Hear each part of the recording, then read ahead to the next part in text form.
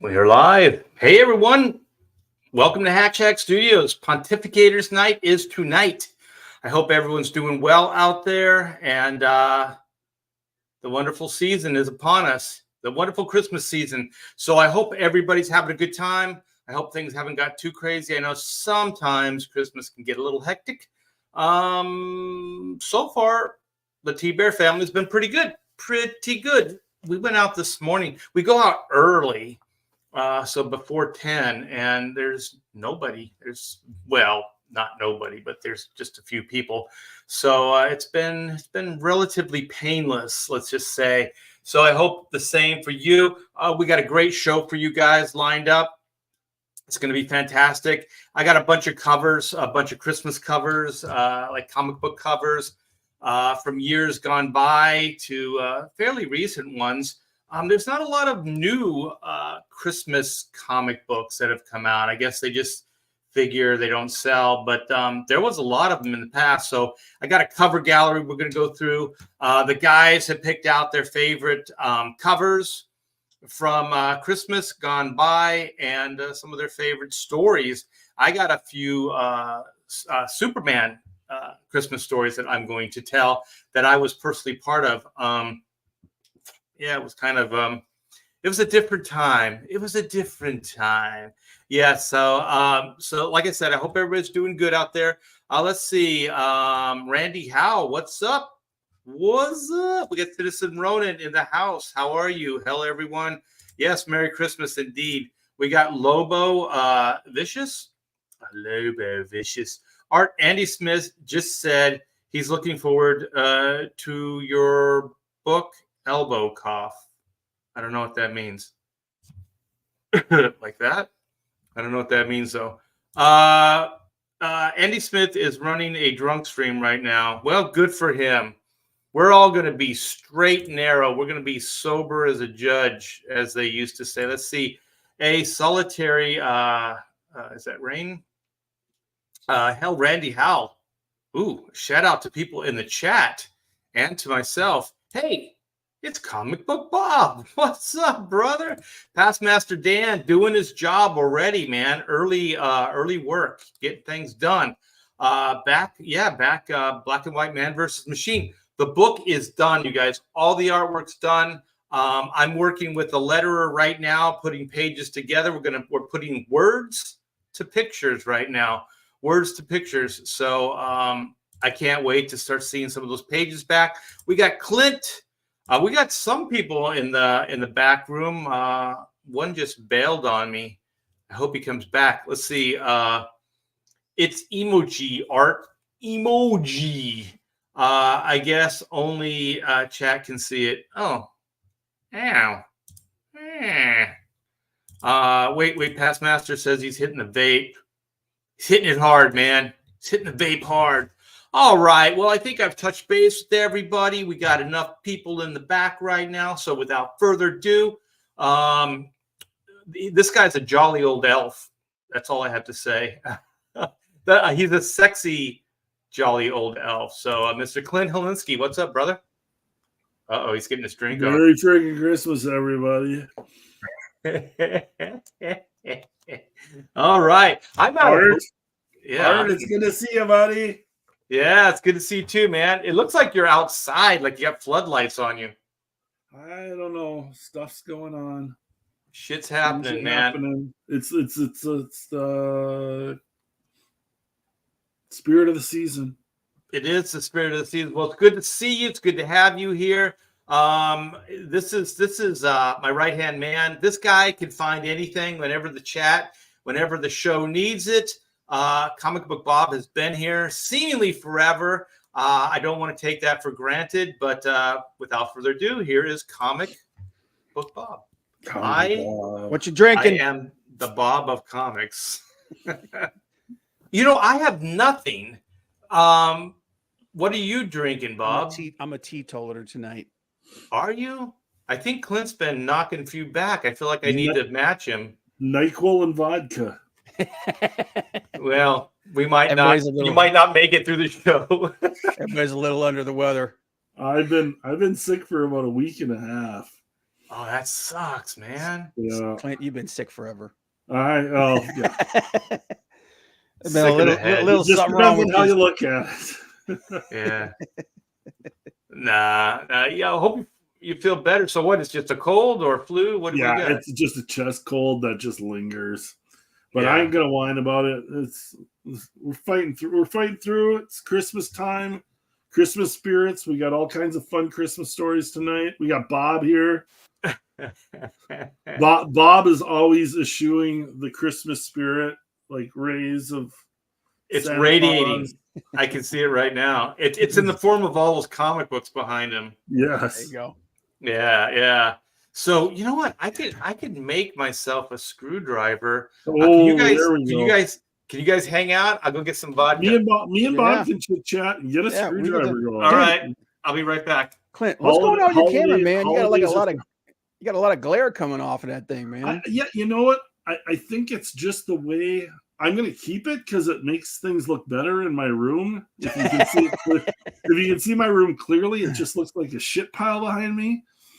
I think it's just literally the way the lamp is setting over the screen of my laptop. It's just hitting there's like some silver there, so I'm keeping it. Like nobody needs a clear look at me. Just gives you that. Hey, just lets everybody know that you're entering into that haze, man.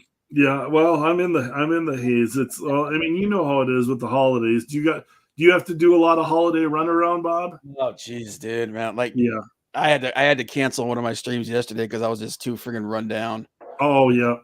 I mean, and that's the thing with the holidays is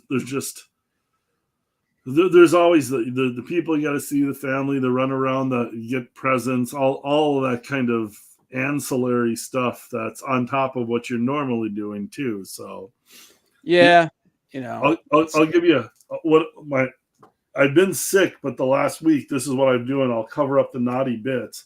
Oh, I don't know if the shine's gonna let me see it good.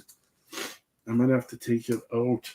I've been doing sketch covers all week. I don't know if the shine here. Let me see if I've got one over here. I can go full screen too. Yeah, got my I'll cover up the naughty bits. This one, it's still shiny. Yeah, it's pretty glaring. Yeah, it's too much glare, but yeah, I've been doing sketch covers all week for the reward tiers. So in the chat, they're talking about let's talk about Art's origin story. And Lobo says, how far back do we gotta go? Yes, Mr. Dan said, in the beginning there was God, and God asked Art if he liked it so far. It's pretty good. To Clint, I hope you feel better soon. Yeah, I'll work my way through it. I'm not kidding. I'm gonna enjoy the holidays. We got no snow. We've got no snow up here. Is that good or bad? Oh, it's a Christmas miracle. Like, by this time last year, I had probably snowed and blowed my driveway like 6 or 7 times. Last Christmas was just a nightmare. Like literally, it looks like October out in my front yard. It's just heaven. I couldn't be happier. So you look out, you see green. You still see green. That's pretty cool. We have an Inco sighting. Inco, where? Yeah, that's the dog's name, right? Oh yeah, it's his nickname. That's what the chat. Yeah, there's Inco right there. We got an Inco sighting. Inco. He's pleasuring himself. Yes. Give him some privacy. But yeah, today actually we ate lunch. We ate lunch outside, man. It was like 70 degrees. It was nice. Where you guys are down south, it's got to be just gorgeous. Yeah, it's like a good good spring day actually. Oh yeah. When the weather's perfect, a little breeze, but not too bad. Very cool. So yeah, I thought we were gonna get Rob Hunter in here. Is Rob? Is he too good if for us? Rob's not here, I'm guessing it's internet problem. Rob apparently lives in the neighborhood in Florida where they just like internet is like a myth. It's like a whisper on kids' lips that like the internet will work. It's like one of those. You ever see those pictures of third world countries when they show like their electrical lines and their cable lines and stuff, and it's just this friggin' spider web of shit. Yeah. That's Rob's neighborhood. That's He lives my up underneath there favorite. My favorite thing about like old pictures of like houses and stuff before they were built with like electricity. So everything's like retrofitted. So there's like wires hanging from the ceiling and stuff like that. There's plugs hanging down and stuff. Just any way you can get it. You know what's weird is New York City, of all places, not that the wiring was outside of the walls, but the plumbing was. Oh, it was well, it was expensive. I don't know about a nice hotel. But yeah, all the pipes and stuff, you could see them. And I'm like, what the heck, man? Put them inside the walls. Yeah. Back when and it was like, thank God we live in these modern times. that was a good. Yeah, flushing water. Intro. Yeah, that was good. That was voiceovers for a lot of old black and whites. Newsflash. Well, I want to ask you, Clint, have you ever worked on any Christmas comics? In your past or present, or? Well, I did do, and I posted it in the green room. I did do. I don't know how easy it'll be for me to pull it up. Is it the Lady Death? What was it? No, the Pirate Queen one that I did with Pirate Queen and Zoroastra on Santa's lap. That's probably It's in the green room. Yeah, I got it. All right, I'll pull it. Oh, okay, you got it. I got it too. Yeah. I see it. House of Pirate Queen. Share the got screen. off Santa's naughty list. Oh, share the screen. Where is it? I don't know. It seems there kind of dirty. There you go. Everybody's clothed, so they got all the sort of covered. Everyone's got clothes on, sort of. She's pulling that ribbon loose, though. She has to get off Santa's naughty list. The only way to do that is to be more naughty. So I like that Santa is favoring one over the other. So the one on our right, is she the naughty one? I think they both are. Push comes to shove, I'm guessing they'll both be naughty. So they will potentially be naughty, but one is like Santa's like holding her and got his hand on her leg, and Santa's in for a Merry Christmas. Yeah. He's kind of ignoring the other one though. He's looking at that sweet dark meat. My favorite is the way her legs wrapped around his. Genius, sheer genius. Oh, geez. So that's probably as close to a Christmas story as I've gotten to, and there's probably a reason that I'm not allowed to draw Christmas stories after drawing that. Well, I thought maybe before you went to the dark side, you were working on more innocent comic books. And I was, but I'm trying to think if there was. I don't think there was ever a Christmas story in the mix of any of the stuff that I did. I was really fortunate. Like growing up as a kid, there were tons of Christmas comic books. Mm-hmm. Oh yeah, they just don't really make them anymore. Well, like every year there would be like a Christmas issue. Like I remember the Christmas issues for Spider-Man. A couple of Christmas issues for Batman, one that Jim Aparo did. Like there's a couple of them for Superman, stuff like that. They always did like Christmas issues. You know what I mean? Yeah. But yeah, like every title had like a Christmas issue, right? In December, they would come out. Or at the very least, a Christmas special. They do like the 80-page Christmas spectacular kind of thing with like multiple stories. Yeah, DC. I mean, DC especially, I think, did it more than Marvel. Yeah, but they both did them. And they were. Do you remember like the DC? I think Marvel did them too. The treasury size ones. Treasury size ones. Those were like the Spider-Man one sticks out in my mind. Like I can even remember the story and everything. It's the one where they basically got kicked out of their apartment at Christmas time because it was a storyline with MJ. Where there was this millionaire and he was trying to court her. He was like, and even though she was married, he was trying to get with her and she blew him off. And so he, out of revenge, he like kicked them out of their apartment. He evicted them. So they end up, 90s? This was in the 80s. It was a McFarlane book. That's what I was gonna say. Is Yeah. it That sounds like a sounds because McFarlane she was story. married. Yeah, Yeah, she and was he- married. Yeah. So So hold on. Let's get I- the Christmas cheer in here, Mr. Rob Hunter. Ooh, bright. God damn, dude. Thanks for taking time Christmas. out. I had to get my Christmas sweater. Hoodie. He had I had to get my Christmas hoodie. Yeah. So, Yeah, he's we gone should through everything to find his Christmas sweater. have Yeah. all got ugly Christmas sweaters.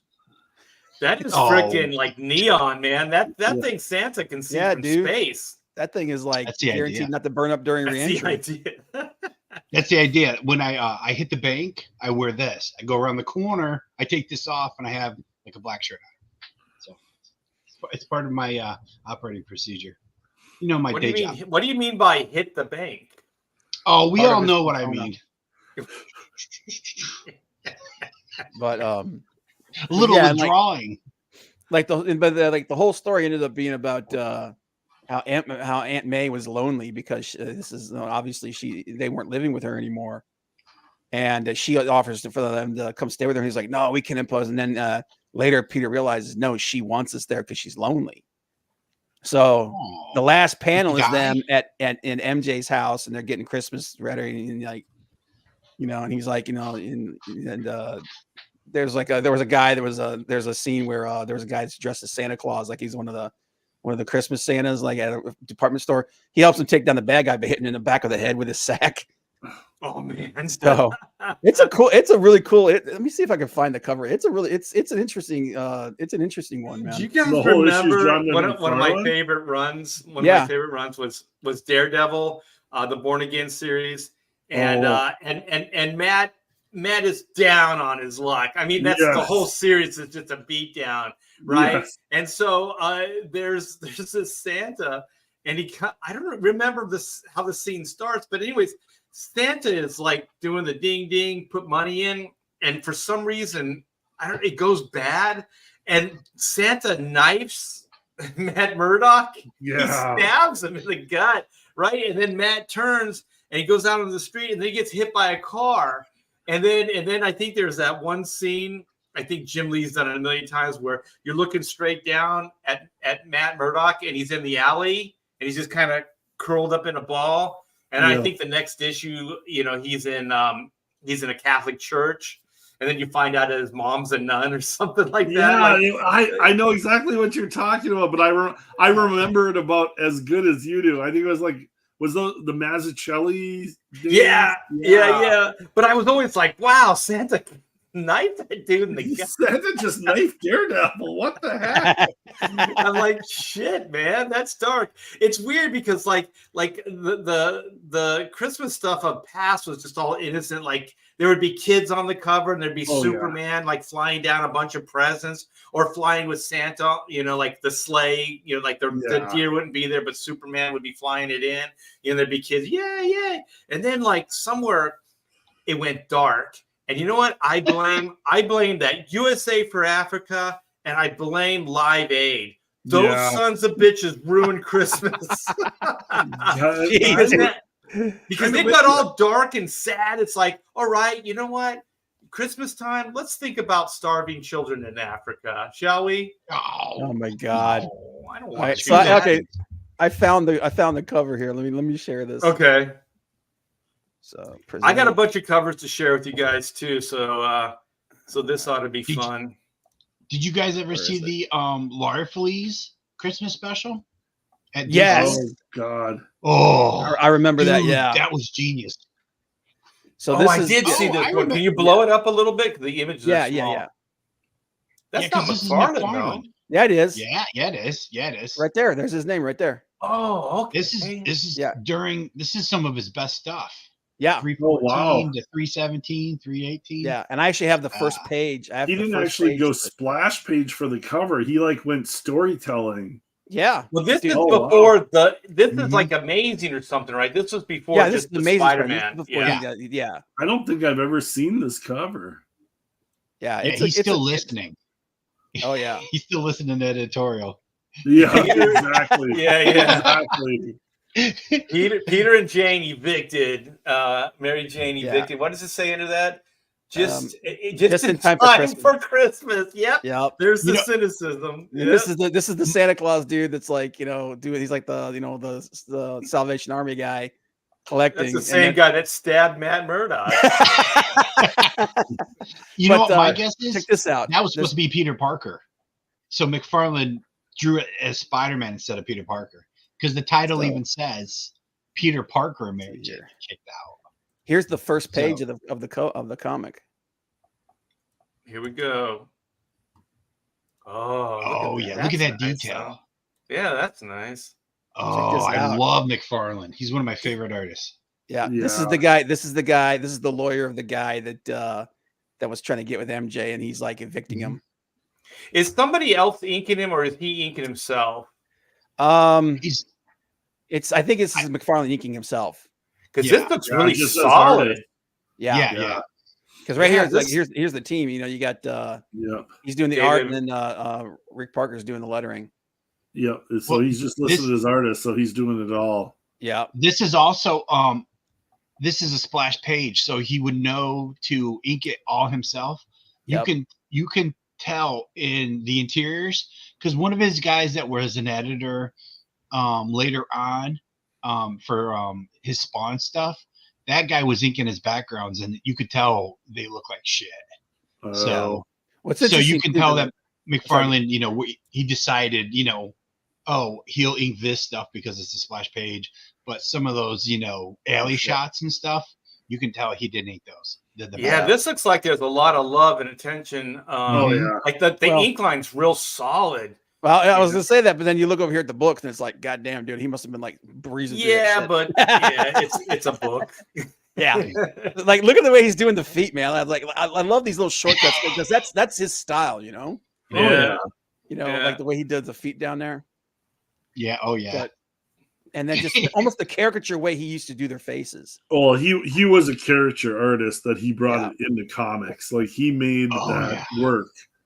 Like there's a lot of guys that can't pull that off, that it just looks too cartoony and it doesn't fit comics. Yeah. That was probably his biggest trick, was he could do really cartoony character faces with great expressions, but still make it fit with the rest of his style, where it didn't look dumb or look too weird. Yeah. Like this was buying Spawn. Yeah, this in my opinion, this is Todd McFarlane when he was at his peak. Yeah. Oh yeah. Oh yeah. I would say so. Best. Well, I almost didn't recognize it because it's so solid. Because later on he was just flying with the inks, so it's all sketchy looking. Yeah. That looked real solid. But like I said, we talking about like Marvel used to do those books like that all the time, man. Like their main comic stuff, their main comic line would usually have at least 2 or 3 Christmas issues in it. So, but you don't see that anymore. No. Well, they also planned stuff out better back then. Like they would have the Christmas issue ready for print 3 months in advance, and now it's like in September they'd be working on the Christmas issue. Art, do you want to tell any horror stories about like deadline pressure right before Christmas when the editors want to get out of the office for the next 3 weeks? Yeah, those guys get a week off, and then they're like, put pressure on you to get week that they're going to take off.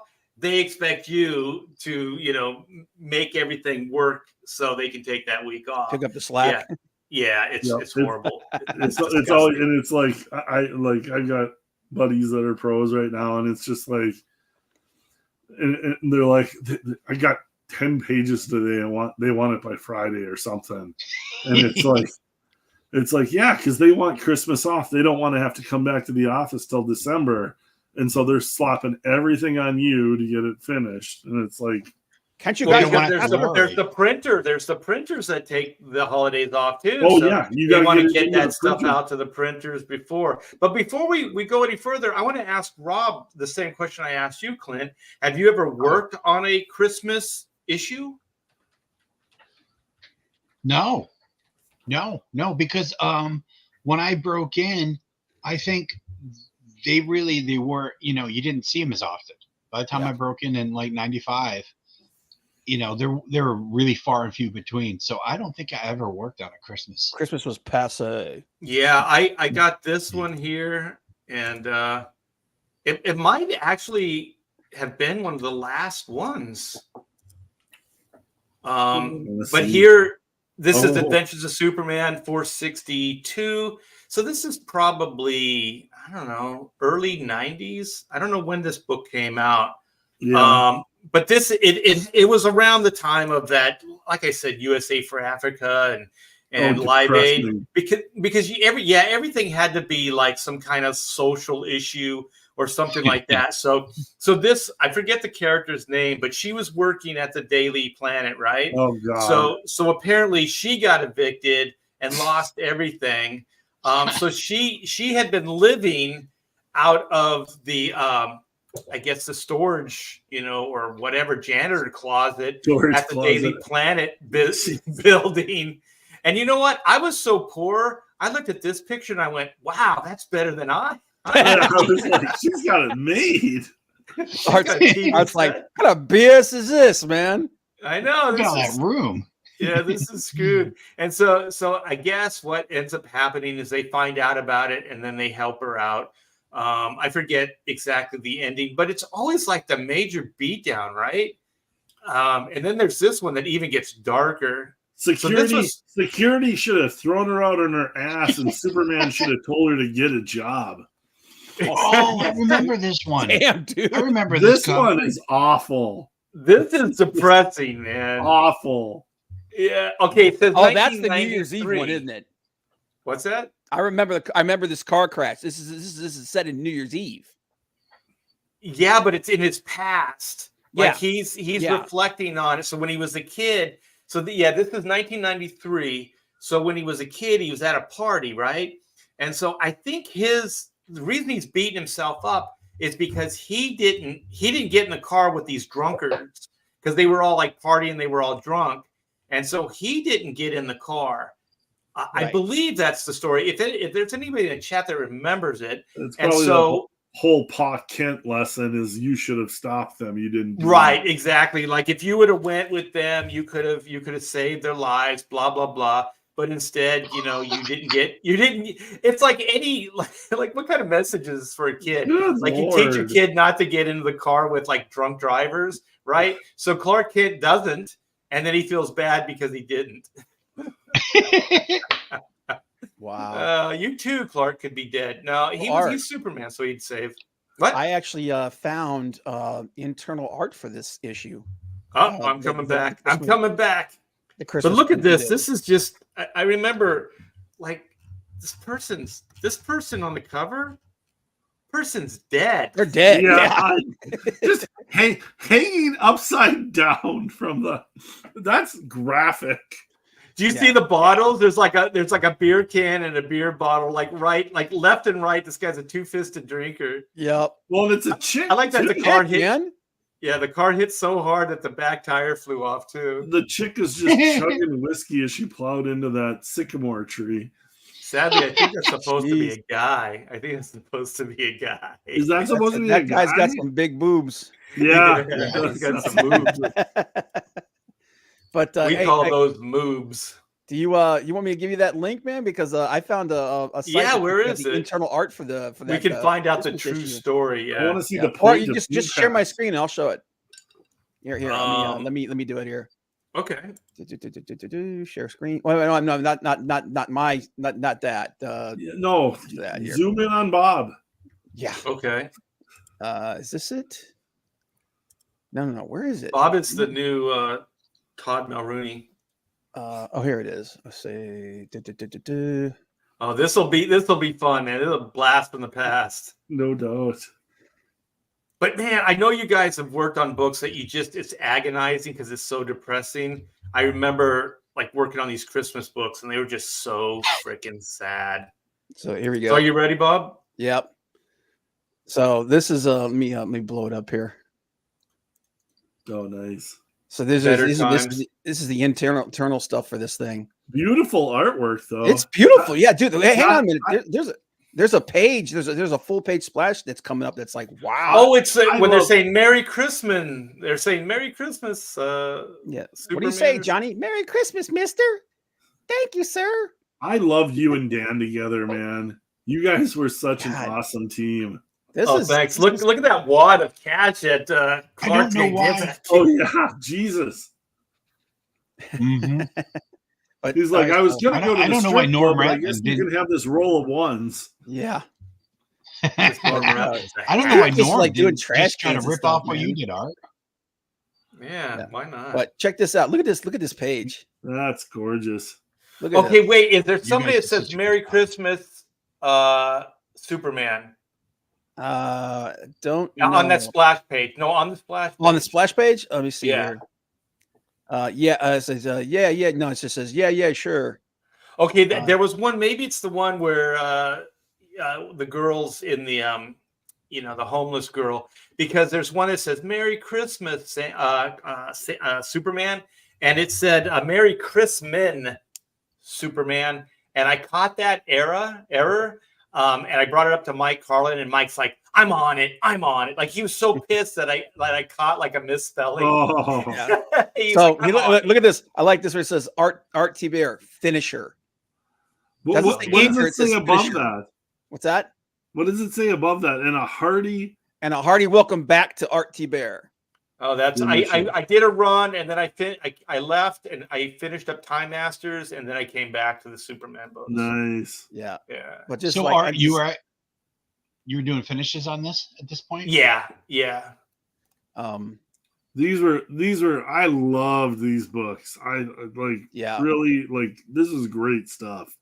Just and I look at even like the coloring. The flat colors look pretty cool. Oh man. yeah, those Like the flats way- look awesome. the way he's depicting him flying, and it's just this is badass. Yeah.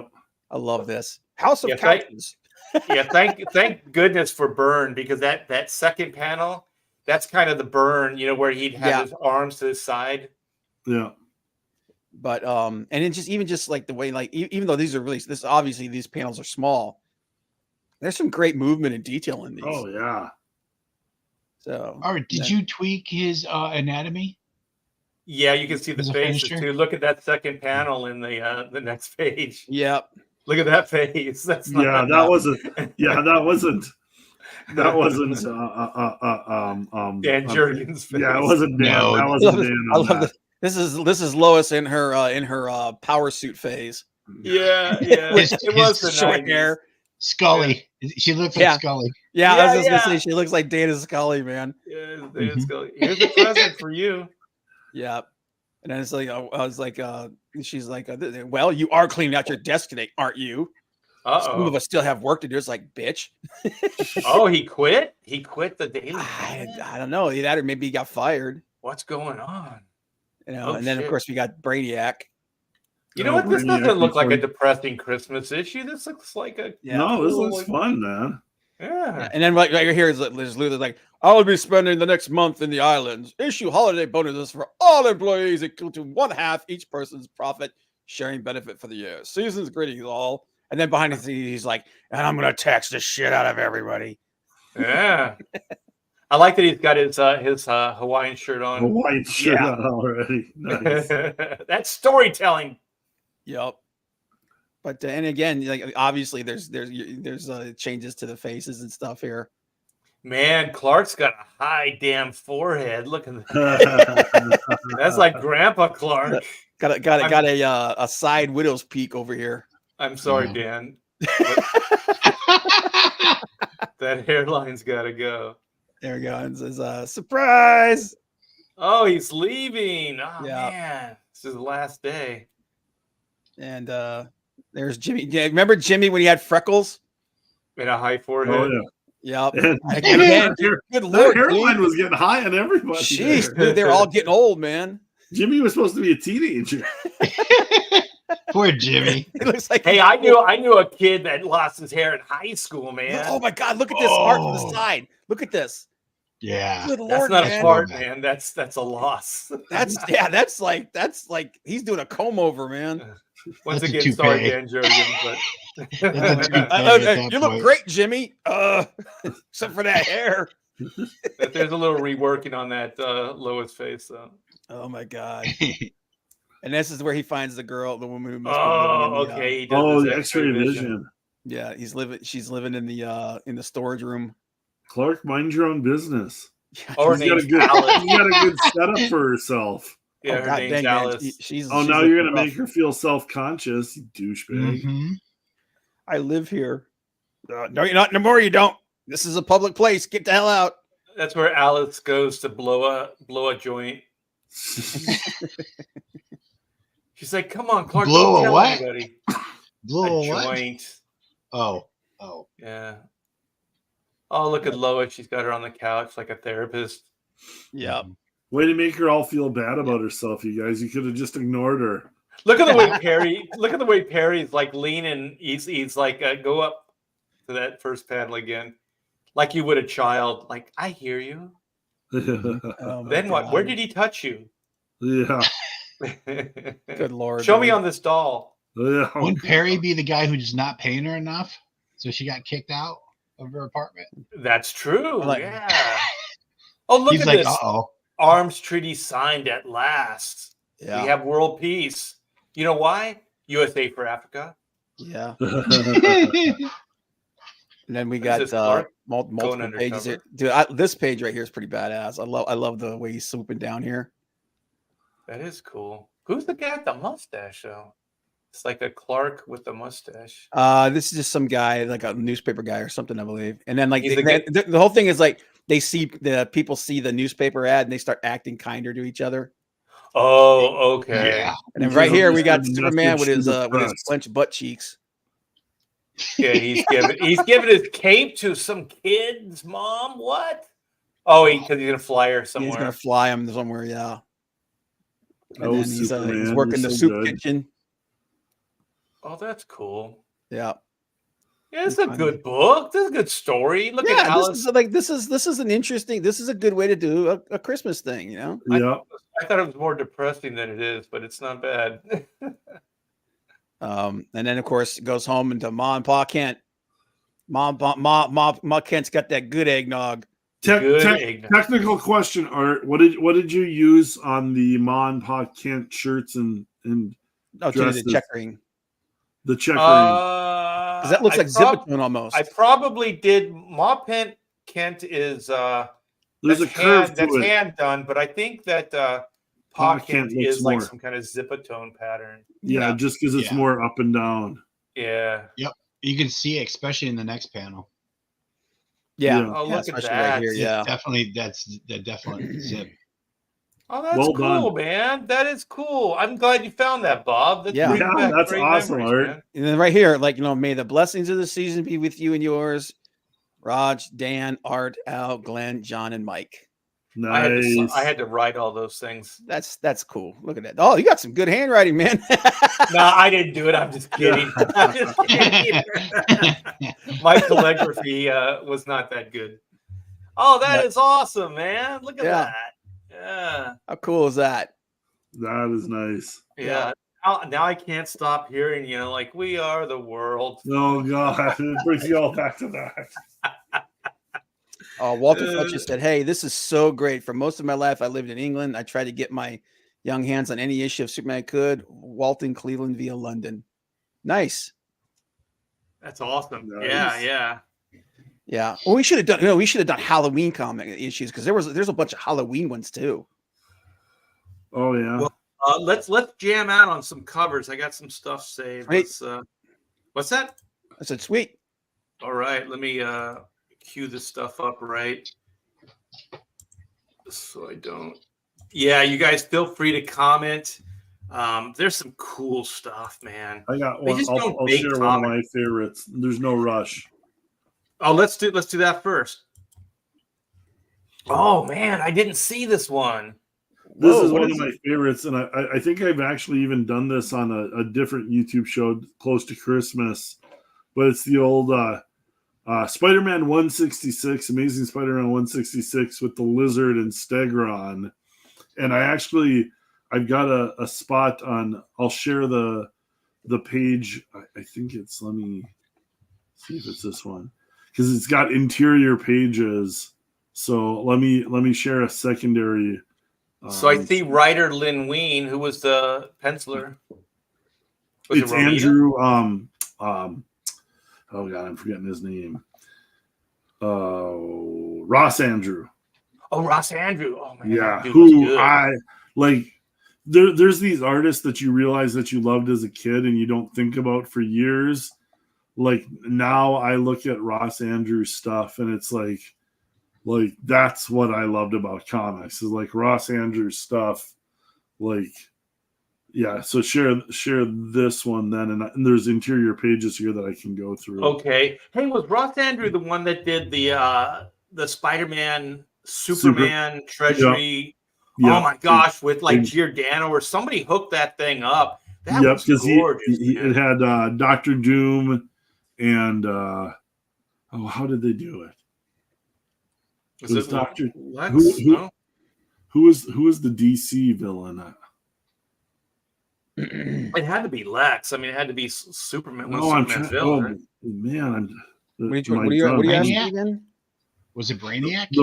Somebody like the, that? The Ross Andrew, because I remember Superman busts into Dr. Doom's lot very in, and Dr. Doom has a piece of kryptonite, and then like Superman rolls on the floor and melts like the lead around him so he can walk out.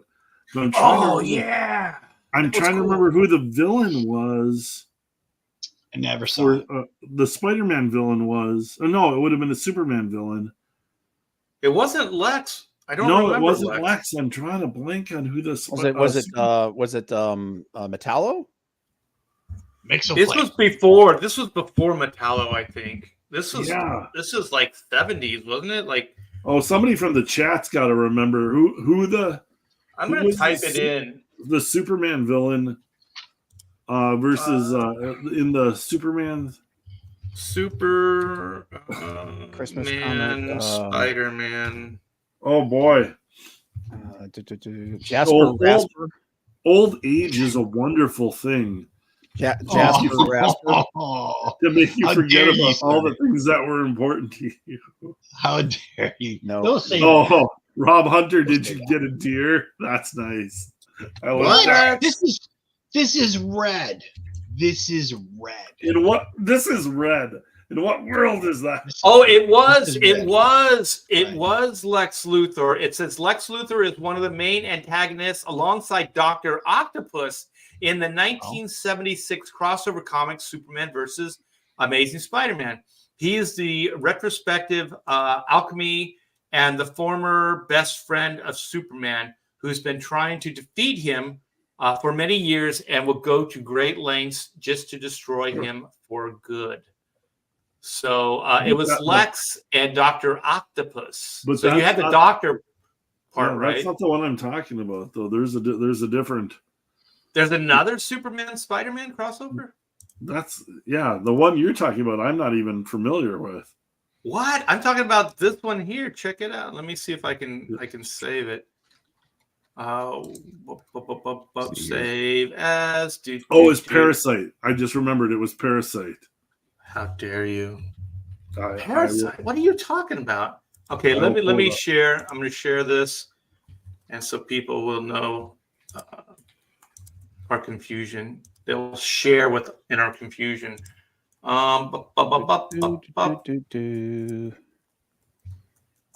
It's this one.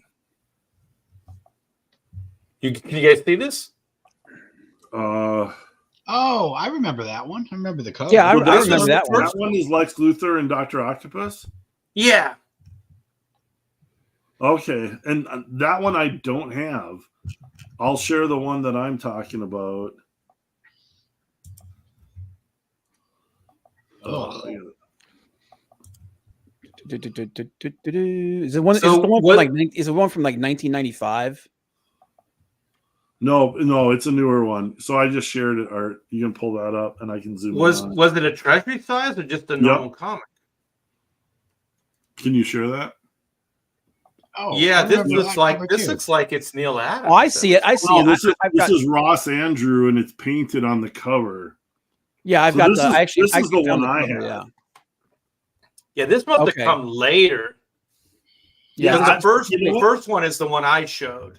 Wait a minute. That No, changed my life, man. this original story, the one that you're showing right now, that one was from 1981. Yeah, Yeah, that this seems one's about later. right. Yeah, Okay. so this is the one I had. I didn't even know about well, I knew that cover, but I thought that was a variant cover for this. I didn't know there was a Lex Luthor Dr. Octopus one. So who drew that one? Oh my gosh, I thought it was Ross Andrew. This is the Wikipedia for it. So hold on, let me. Yeah, are there any interior pages? Because I don't think I've ever seen that one. This one I have, and it was great. Amazing Spider-Man versus Superman. It was written by Gary Conway. Conaway and Yeah. Ross Andrew. Yeah. So they did two of them probably within a few years of each other. Yeah, this one, the one that Art's showing you, was in 76. Yeah, I was a Oh, kid still. Yeah, I was a kid still. The original edition lists no editor with a splash reading presented by Carmine Infantino and Stan Lee. So Conaway wrote it. Wait, there's I have Neil to Adams. find that. Oh, Neil Adams. Wait. Neil Adams redrew the major Superman figures inked by Dick Giordano, recalled. So wow. there was some major reworking of Ross Andrews' work. Oh wow. And then it I bet says he appreciated that. Yeah, and wait, it gets worse. Johnny Romita Sr. drew some of the Marvel characters' faces that did some Spider-Man alterations in chapter 2. Giordano assistant Terry Austin inked backgrounds, except for 3 pages of the 5-page prologue on which Bob Wyacek inked the backgrounds. So, man, I've a got little bit of a who's who. I've never seen that Lex Luthor Doc Ock story. I've never read that. I don't know how I've been in comics all these years and I've never seen that story. The back cover is the best. Like the back cover is Superman and Spider-Man shaking hands. And that has been done. Like everybody that shows heroes shaking hands, they got that from the back cover. You need to share this because I just found the interior art for that one as well. Oh yeah, I want to see. And then we got to make sure we don't get off too much off track because Clint still wants come on, tangents are our friends. Oh, this is high res. Well, yeah, this is the classic cover. Yeah. So this is the cover. Like, look at that cityscape, man. Oh, that's nuts. This is classic 70s. There's Carmine with the cigar. Soliloquy from Stan and then a comment from Carmine. Nice. And then so we have the at last the greatest team up of all time. Oh, look at that. Oh, that's beautiful. Yeah, let me actually reduce this just a little. Look at the credits page. They actually took time with the design and everything. Yeah. Oh yeah. Drawn by Ross Andrew, inked by Dick Giordano. And then all the way down here is a consulting edited by Roy Thomas, Julius Schwartz, Marv Wolfman. Wow. The battle of the century. There's one when I like when Superman and Spider-Man shake hands for the first time, and Superman just crushes Spider-Man's hand. Yeah. He's like, ouch. Yeah, because the only reason that Spider-Man even had a chance is because this is the DC universe that he goes to, and the sun there, like I guess because Spider-Man's power is based off of radiation, so his powers were stronger there for a second, but then the power fades. Oh, you know what? I can kind of see some of the Neil Adams in the figures, especially especially that right there. That's all Neil. Look Adams. at that. Yeah, that foreshortening into that front right foot. Yeah.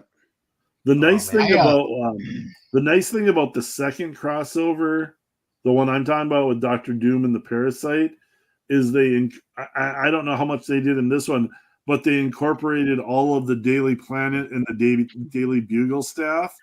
So in the storyline, Superman or Clark Kent and Peter Parker both get like fired from their jobs, and they have to switch places. So Peter Parker goes and works at the Daily Planet, and Clark Kent goes and works at the Daily Bugle for J. Jonah Jameson. Oh, and that's funny. They do that whole kind of storyline through that of how those personalities would work. I think really well done. Yeah, this one has like it's a convention, and so Clark Kent meets Peter, and then Mary Jane meets Lois Lane. It's pretty Oh, cool. okay. Yeah. Look at this. Like I said, Superman, you just wait. Even a child could have seen the flying head was a mere decoy. The ejector seat. God Yeah. damn, man. This awesome. thing is like hardcore old school, man. And I redrew some John Romita Sr. stuff once. Yeah. Oh, that's Got cool. yelled at by Bob Harris. Yeah. Oh, jeez. He's like, how dare you? Well, John Romita Sr. did some art corrections on an issue of X-Men that Luke Ross had drawn. This is a cool nobody Oh, yeah. nobody told me that Romita Sr. had done the corrections. I just thought Luke ran out of time before he shipped me the pages. So the female characters, their hairstyles were wrong. They weren't on spec. They were just the John Romita Sr., his standard 1960s hairdos. So I erased those and I gave them the characters normal hair. And then I got a phone call when they got the pages the next day. Oh man, that sucks. I think it's kind of funny now, but I'm like, dude, if you told me, I wouldn't have done it. Exactly. You can tell these pages were done very separately. Like the Superman pages Yeah. and the Spider-Man pages were done very separately by the art teams. Well, think about it. This is the first DC Marvel crossover, so they must have been pretty precious about their characters, And it seems like there wasn't really. It was they put them both in the same book, but like this Spider-Man story looks completely different than the I was gonna Superman say, Lex story. it almost seems like it's a different person drawing it. Oh, it is. Yeah, it is. So, and even the printing looks different. It looks a little muddy, huh? Yeah, like it's a different. Yeah, it's like a different printing setup. Yeah, the DC stuff. This is really 100% Ross Andrews Spider-Man here. Yeah, with no changes, and no Neil Adams. The Superman Lex story was nothing like this. Show his face right here. He cracked out Jonah Jameson. He's been drinking since this morning. Man, I miss those old school phones, a big receiver. Yeah. Oh yeah, the big giant phone you could kill someone with. Yeah. So like they kept it very separate in this first book, and then in the second book, it seemed like they were willing. There was a lot more flexibility since the first book worked. Then the second book, they interacted the characters, they interacted the universe a little bit. Because part of the fun was seeing Clark Kent at the Daily Bugle with J. Jonah Jameson and seeing Peter Parker at the Daily Planet with Lois Lane and with Jimmy Olsen and all that stuff. So this is really interesting to see. So they had like each of them had a separate thing, and then right here is where they combined them all. So the villains actually crossed over first. That's pretty cool. Yeah. Interesting. Is that Sergeant Rock? And Easy Co? I don't know who the heck that's supposed to be. Oh yeah, it kind of looks like him. Yeah. What does this have to do with Christmas? I don't know, man. And then Lex has got like micro machines under his skin. Of course he does. That's exactly what I would do. He's an evil genius. Look at that.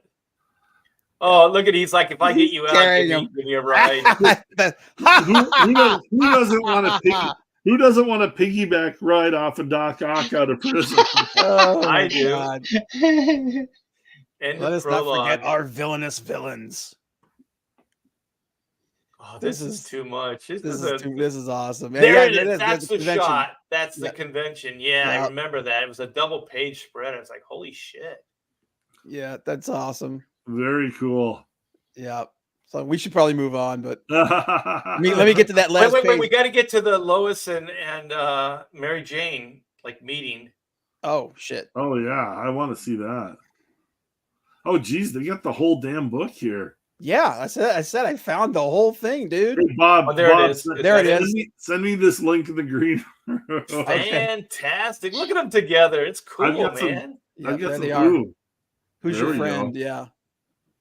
Sign me up for some of that action. Oh, I'm gonna bust mine out and read it. This is too good. Well, you know what? This is our Christmas present to you guys. Pontificators to you. Let's see if I can find that last page. There it is. Oh, where they're shaking hands. he cracks his hand. There, right there. Oh, they decide to do it as brothers. Yeah. But the scene I remember from this is when when Peter's punching him and he starts to lose the power and he breaks his hands. See if I can find that one real quick here. Oh, when Spider-Man's punching Superman? Yeah. Maybe that's the scene I'm thinking. Yeah. And then he puts his hands behind his back and they're like throbbing. Yeah. Because he probably broke his hand. Well, there's the one. There's where they're shaking. Oh, you just missed it. Yeah. Yeah. There you go. Yeah. Youch. Yeah. He's like, youch. But then this is right here. He's like, he's punching him. He's like, whack, whack, whack, whack. He's like, I broke my hands. Oh boy. Yeah. Good stuff. Good stuff. Hey, thank you, Bob. And you earned your Christmas bonus right there. And just as I was going to go to Clint's gone. Clint's dead. Still private chat in there for him. So, but let's go to Rob Hunter's while we're waiting for Clint to come back. So this is the paramilitary special. Is that? Oh yes, this is so Lobo? good. This is Lobo, the Lobo Christmas special. Oh, this is magnificent. Paramilitary Christmas special, baby. Yep, I showed this to my art professor in college, and I actually gave him a copy. I had 2 copies. He didn't stop laughing the whole time he was flipping through the pages. Hey, this is Photoshop, right? Blow it up. Let's see the cover. This is the cover. You can't actually blow up. This is the one I downloaded. It's kind of shitty, as you can tell. But then that's a little better. We'll go to the next page. There's another page. Merry Christmas, mother effer. Yeah, I like that the dog's flipping you off too. Yeah, the dog. Yeah, that like, screw you. Which is fantastic. And then we have the third image that I grabbed. Oh, Santa. Yeah. So I love the storyline behind this too. It's basically the Easter Bunny hires him to kill Santa Claus. Mm-hmm. That's the premise, right? Yeah. Don't the elves, they also kick in because Santa's a slave driver, right? The elves are overworked. Yeah. So they aren't happy about it either. Yeah. And the deer, the reindeer are like these rabid monsters. Mm-hmm. Mm-hmm. You know, when you look at this and you look at how amazing and ridiculous and dark this Lobo stuff is, and then you look at, do you remember the Lobo 52? What they turned him into? That metrosexual, skinny Lobo last cesarean, like it's his kids. Yeah, it was horrible. You just like I remember because DC was sending me all their books at the time. I'm like, I remember just going, "What are you guys doing? Why would you do this?" I think that was the beginning of the woke stuff really coming in back then. Like they were still kind of pushing it in. They're sneaking in some of their little bitch ideas. Yeah, totally. Because how could you go from a joke book of he's chopping off Santa Claus's head to he looked like he was a fashion model, friggin' metrosexual. Oh, yeah, so bad. Yeah, I always dug the original Lobo was like he was like a Kiss member on steroids. You know, he was like a fifth Kiss member. He was a bad guy that was forced to do good because of the bet that he lost with Vril Dox. Yeah, and his soft side was dolphins, right? He loved dolphins. Yep. And then that's what the miniseries was. It was because at the end of this book is when he gets the penguins, he gets the attack penguins, and they start wearing the eye makeup like him. Yeah, the glasses. Yeah. You know, they repackaged this with like a Lobo. It had what are those dust covers? What are those called? No, slipcase. It was a slipcase, and I think it held about 4 or 5 different Lobo issues. And one of those issues was the Lobo crossover in Adventures of Superman that I did with Dan Jurgens. Oh, really? So I got a few of those slipcase versions of it. So cool because like the cover is all black and white. It's a wraparound, and it's Simon Bisley, just black and white, bold ass, artwork on it. So cool. I had that somewhere. Yeah. They sent that to me. So Yeah, that thing's awesome. I haven't seen Yeah, it in and forever. there's a shot where I think Lobo is punching Superman, or Superman's punching Lobo at uh like top speed. So all you see is a bunch of fists like flying in the panel.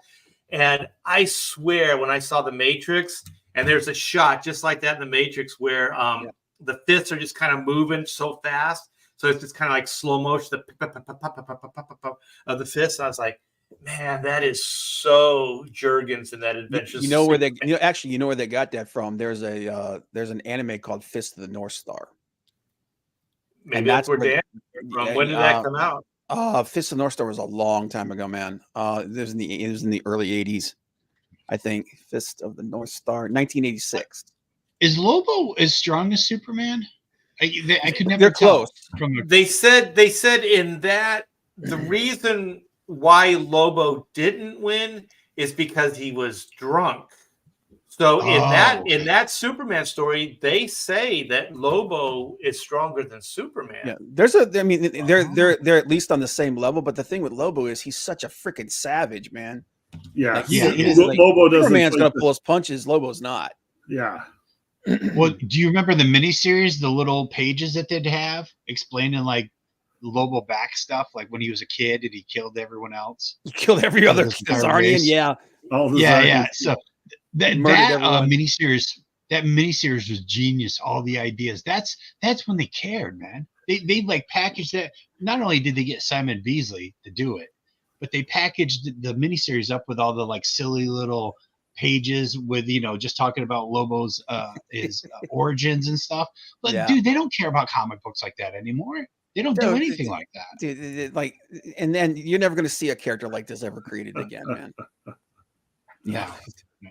No, this character, they're not even going to publish this character anymore. Yeah. Oh, perfect time to rip off a Lobo character. Dude, man, I'll tell you. Oh, I've got my Lobo ripoff in Pirate Queen. Oh, Rob Liefeld made one too. Remember Blood Wolf? Yes. I have Star Wolf. Well, do you guys remember this? It says the 2024 buzzword for DC Comics is consolidation, according to Rob Liefeld. Because Rob's saying in 2024 DC is going to be gone, right? Is that what this is? Well, because there's big rumors that Warner Brothers is going to go bankrupt and they're going to get bought out. Yeah, Warner Discovery's in a lot of trouble. And they said that there's like a 60% chance that they're going to declare Chapter 11. Well, aren't they merging? There's a merger. What's his name? Zaslav is trying to with Paramount, right? He's trying to make broker a merger with Paramount to save them. Yeah, all these big companies are like scrambling right now. Get woke, go broke. So the thing is, what I don't understand is how, I know this is a little tangent. We'll come back to that Spider-Man, Clint, but I don't understand how Warner Brothers, that owns the entire DC universe, they own the Matrix, they own Looney Tunes, they own Hanna-Barbera, they own so much IP. How the hell do you have financial problems? They have the world. They have amusement parks. They have so much. How do you get to this point? Disney, I understand. I mean, there was a blatant attempt at like going woke, but it didn't seem like Warner Brothers actually went down that path as blatant. There's like little pieces here and there, but they didn't make a big plunge into that woke pool like Disney. They made Barbie. They did. Yeah, but Barbie made an assload of money for That's the thing. How do you have $1 billion movie and your freaking company's dying? But there is debate about like that Barbie movie though. I mean, it's not there isn't clear like, oh, it's a woke movie. No, there's people that say like it's a decent movie and it stays self-contained like the universe, and everything does work within that universe. I never saw it, but then there's others that just use like some of the window dressing or some of the trappings as like labeling it woke. And I haven't seen it, so I don't know either way. But I do know that I wouldn't say it's woke. It's It's definitely got woke. It's got woke something stuff for in it. everybody, is what I would say it does, and that's why I think it did so well. Yeah, it does. It is like self-conscious. It does poke fun at its own wokeness. You times. can look There at is it from a woke. There's lot of woke different stuff in it. angles. Yeah, there's definitely woke stuff in it, though. Oh Yeah, yeah, I can, but it isn't just that. No. I can answer it does make you. fun of itself. Go ahead, Doug. I can answer you how WB is so far in depth, because remember when CW was on top? CW, no matter they had like Smallville, they had Supernatural, they had some very CW had a successful lot of big television hits. Yeah. Did they have Yeah. Buffy, or was Buffy on like something Yeah. else? Nope. Well, Yeah. Buffy was they on had- what became the CW. Yeah. Okay. CW never made any money. With all the big hits they had, what they would do is just take that money from Smallville and whatever was a success and try to expand it into other shows that were all failures. So all the other shows kept the playing field at zero, kept it neutral. That's when they have hit shows. So think of what CW was losing when they didn't have the hit shows, when all the DC stuff started tanking, when people just got sick of it because it was the same shit every week. So if you've got, and that's just one piece of WB. So if they were playing that kind of business strategy Right. where they keep expanding instead of like going, okay, this show's profitable, don't spend, let's keep some profits. And if that was the agenda the whole time, like, oh, we'll keep getting bigger and bigger, and we'll keep eating up other companies, and we'll keep buying up stuff, and we'll keep making all these shows because they're DVDs and they're properties, and eventually we'll just have so much that will make us a profit. But what happens when you start going negative with one thing? But they didn't go negative with one thing. Lots of stuff would go negative. Well, what happens is like a lot of the show, because dude, they had so much stuff. They have freaking. They have, like you said, they have DC, they have Hanna-Barbera, they have Looney Tunes, they have Harry Potter, they've got that's right, Lord Harry of Potter. the, that's why Dune, they want Rings, to bring back Matrix. Harry Potter into the HBO Max thing because they know that'll be a moneymaker. They're looking for money. Like they've done a bunch of stuff that hasn't made money, but is like kept them above board. But like they keep consuming these other companies, and you have to pay off their debt then. And that's the thing, is trying to get bigger so far into debt, they're not making a profit, and it's like corporate way above most people's heads, but it's not a winning solution. How did they not make money on Buffy the Vampire Slayer, though? I mean, that was big. As long as you keep having some hits, you can keep moving along at that same process. But when all of a sudden loss after loss after loss and no hits, all of a sudden all the holes. Yeah, that's what happened. the reason Zaslav got to the top of Warner Brothers is because he was doing all of these low budget reality shows on Discovery that were making profits. Yes. And and that's what Warner Brothers wasn't having. They were spending a ton of money on these not Disney movies, on these Warner Brothers superhero movies, on other Warner Brothers movies, and that's where Disney has kind of dug its own grave too. They're spending tons of money because these movies used to make money, and they think they're going to keep making money, but instead of focusing on quality, they're just throwing money at it, and it's going to we're going to get the money back. And that's what Warner Brothers was doing too. And all of a sudden, these movies aren't bringing back the money in that they're putting out. And that's where Zaslav was brought in. He was like Mr. Reality TV show guy with a low budget. Yeah. You get a couple of people, renovate a house. I think he was like the Chip and Joanna Gaines guy. Like he was super cheap. Like all those reality stars complain about how cheap. Like they go, we don't even get. You want to treat us like actors, but you won't pay us like actors. But those shows were making bank, and that's where the taking advantage. Is. You know what my favorite was? Like the WB and CW or whatever it was. They had an approach, right? So what it was is it was designed for younger people. So it was kind of like the soap opera version of superheroes or supernatural or whatever it was, right? So it was all aimed at like teens or tweens, early 20s, that type of age group. Yeah. And so my favorite was, they had the template, they had like, Smallville, they had Buffy the Vampire Slayer, they had these things, right? And so they tried it with the Lone Ranger. Do you guys remember that? Oh, that was so bad. With Johnny Depp. God. It was so Goofy Lone horrible. Ranger. No, not there was a TV, there was a WB or a TV show, CW version of it, not the Johnny Depp version. I don't know. Oh, that I at never all. saw that. No, it was like they got some guy. What was his name? Like he was one of those like Dawson Creek guys or something like that. Like one of those like young girls with like they have no chest hair. They're like non-threatening. Like a boy band type of Model type boy. of guy. Model boy.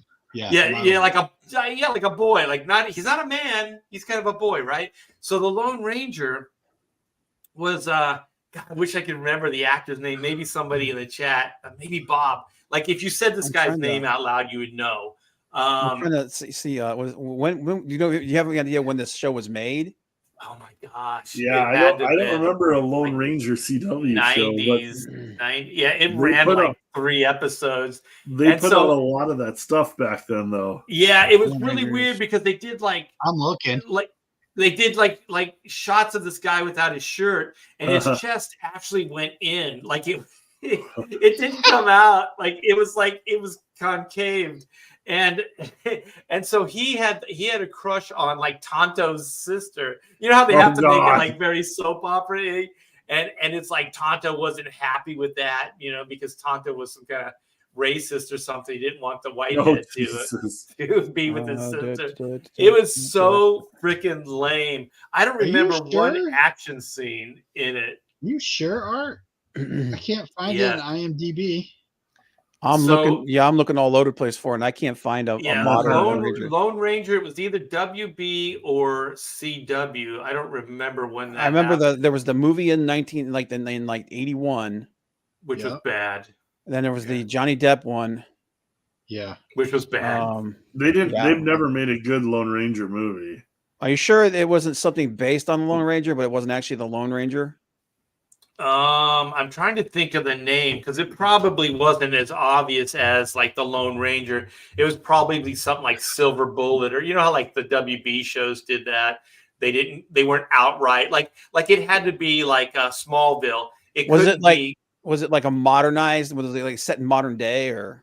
No, it was a period piece. Because think about that, like that's the cheapest. Go out into the freaking desert and film. Oh yeah, westerns. There's a reason why they love making westerns is because there's like no budget. There's no budget. Yeah, it's just horses and dirt. Yeah. But anyway, wait a minute. I think I found it. Oh shit! You found it. You're my best friend. This Bob's is truly Google the Christmas. is unbeaten. Yeah, Christmas miracle. Yes, Pirate Queen should plunder a ship captained by Steamboat Willie. Randy, that's a great idea. Ranger, 1981. It was like Chad Michael Vincent. Chad Michael Murray is the Lone Ranger. Maybe it was Chad Michael 2003. Murray. Oh shit! It was a TV movie. Oh, okay, yeah. But it had to have been a pilot because they were trying to get this thing working. Yeah. It's a TV movie, 2003. Do you have any? Art has not gone crazy. This does exist. That was a deep dive, man. You guys, this is truly a Christmas miracle. Chad Michael Murray was the played the Lone Ranger, and the actor I don't remember. Like if I say his name, you're not gonna know him. But if you see his face, you know him. He played Tonto. You have images? Yeah. Yep. Hang on. We gotta share it so we know it exists. Yep. Hang on. Let's see here. Let me share my Art wants us to stick to topics, but what could be better than digging for the Lone Ranger movie with Chad Michael Murray? Well, that's why I'm trying to tie it in with like Christmas Miracle. I'm trying here. It's a Christmas miracle that anybody found this shit. All right. You want me to click on this, Bob? Yep. Okay. Here we go. Oh, shit. Oh yeah. Look at that. Like the Tonto guy was kind of cool. He was buff and he had, Look at that. Okay, click on that image. Right, your cursor was right over it. This one? It's no. It's the second one. Like all the way. Yeah, that one. Click on that. Look at that guy. Dude's not even a hero. Like next to Tonto there. Yeah. Oh, shit. He looks like Halloween trick or treat. Yeah. Like, look at he's like so skinny and everything. Tonto looks like kind of like a badass. Tonto looks pretty buff. Yeah. Wow. Chad Michael Murray. So what was this was a CW show? Oh, it is Chad Michael Murray too. Yeah, it is. It's exactly who it is. Oh my god, I can't believe I So was this remember that this guy's must have name. been like post One Tree Hill or something, he thought. One Tree Hill, that's the show. Oh my Oh, god. wow. Try to see that's about the best. Oh, and then wait, click on the original, like keep scrolling down that side. Keep going. The original TV series, Lone Ranger, keep going. No, keep going. There's one of him and Lone. There it is, right there. Right in the Him and middle. Tonto. That's classic. Yeah, that's a man. Oh jeez. Chad Michael Murray Vincent. My God. Is Lone Ranger like? Is that was that a book from like trademarks and stuff? Because look how flashy the old Lone Ranger is, with like the pearl handle shit, 6-shooters. Oh and stuff. yeah. The silver bullet. But you look at how generic the Lone Ranger from what was it, 2003 or 7 or whatever is. Oh, the Like, I one mean, with Johnny Depp. No, not Johnny Depp. No. This guy. Yeah, that guy. Like, look how generic he looks. Yeah, they didn't spend any There's money. nothing. Yeah, exactly. It's super generic. It's like, dude, when a show from the 50s is flashier than a show, from the early 2000s. Well, what are you doing? Even this version is like kind of bland. He's just wearing a suit with a badge. That's it. Yeah, Army. Is it Army Hammer? Army Is that the Hammer. guy? Yeah. But it's stylistic though. There's a. It was stylistic, but that movie was a travesty. Yeah. The whole silver bullets and his whole rig, his gun rig there and everything. Yeah. He looks like a superhero. Absolutely. Yeah, that guy was built like, he looked and like a white. he could Look kick at your ass. white hat. He has a brown hat. He was very Captain America. Yeah, he has. Well, Army has but this one is generic beyond generic. Yeah, that's what I'm talking about. That's so generic. You're just like, what are you doing, man? And that probably just has something to do with the production value of the times. I mean, this was probably like 1994-ish, I'm guessing.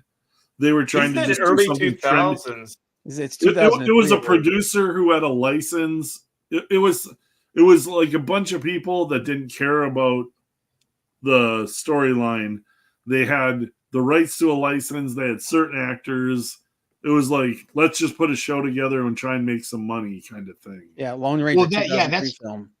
Yeah, that's why I'm curious is if there's different versions of Lone Ranger. Like if you can steal from the book, but you can't steal from the TV show, like the 50s TV show. I'm guessing Lone Ranger stuff is all up for grabs now. I think it's was it public domain now?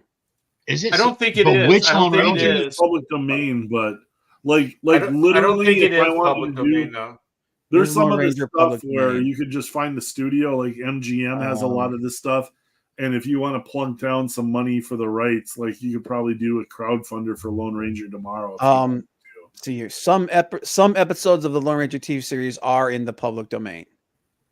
Oh, yeah, the series, specific but not episodes. the IP, not the character copyright. Because like the Lone Ranger was radio. It was a radio show. Yeah. Originally. So okay. So this 3 years ago. So it's not public name it's going to be public domain in 6 years.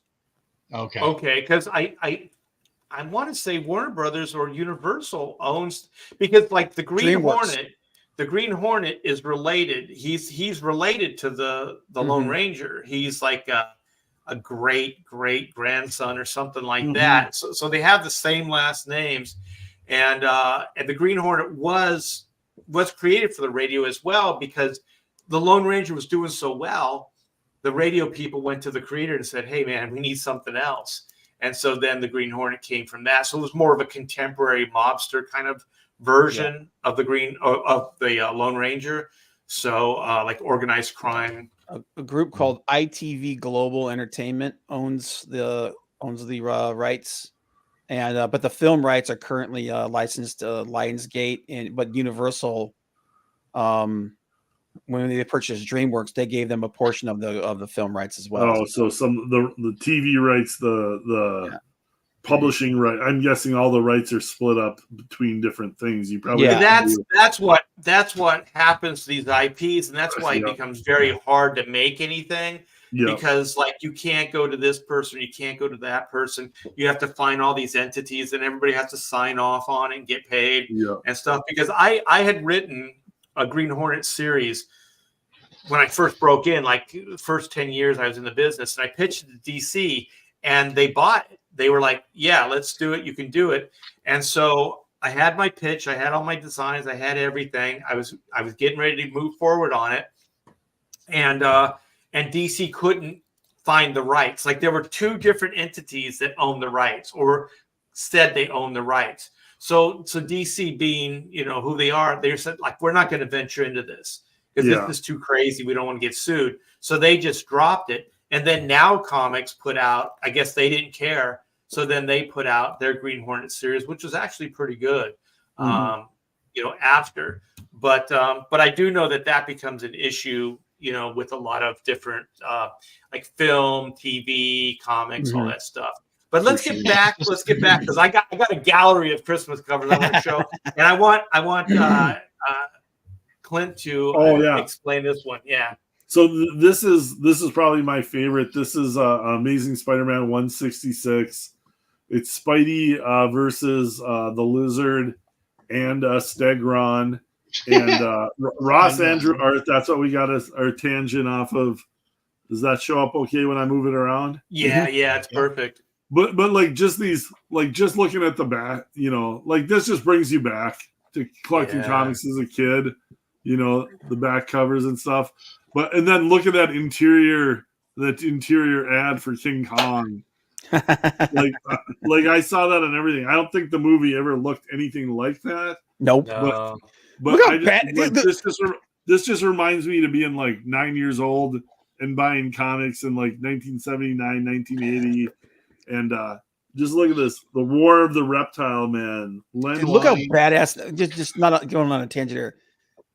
How badass were movie posters back in the day? Oh yeah. God, I miss Drew Struzan, man. Yeah. Well, do you know what he's standing on? He's standing on the Twin Towers. Yeah. So they updated it from because in the original, wasn't he climbed up the Empire State Building? Yep. They make sure that you see the Empire State Building in the back. Yeah. Because Twin Towers, they just finished it, and it was like it took over as the tallest building in the world for a while. Yeah, exactly. But this one has some interior pages which I absolutely love because this is Ross Andrew the Lizard. Like this to me, this is Spider-Man comics right here. Like this is like wow. It's great stuff. But this is the whole story is kind of wrapped around Christmas, and he's trying to. I think. Wait, did he have a different girl in his life? Who's that? Yeah, I'm a little misremembering on the exact storyline, but they do knock over the Christmas tree there. That's Betty Brant, isn't it? Spidey's a good enough guy to set the Christmas tree back up there. The women were always crying back then. Look at that. She's always hold me. The page turner is a little touchy here, so I apologize for that. Yeah. But I think basically Spider-Man is trying to help out the Lizard because Stegron kidnapped his kid. I was going to say, is that woman was always trying to turn everybody into dinosaurs? Yeah, is that woman? Is that the Clark Connor's wife? I think it's the Lizard's wife. Oh, that's Clark Connor's wife. There you go. Yep. So that's why Peter didn't get in her pants. Yeah. So I think Stegron stole the Lizard's kid to help him turn everybody into dinosaurs. Well, it looks like it's working. Yeah. Or to bring dinosaurs back to the world. Leaping lizards. Look at all that. So, I mean, just Spidey fighting dinosaurs in a snow covered Christmas New York City with the lizard, Stegron. Great artwork. Wow, look at the second to last. Wait, no, go back. With the cop cars coming and them in the foreground, Oh yeah, you could not pack more storytelling into that panel. That's exactly the thing. Is like these are classics. Like they like shoved every bit of action and adventure into these stories.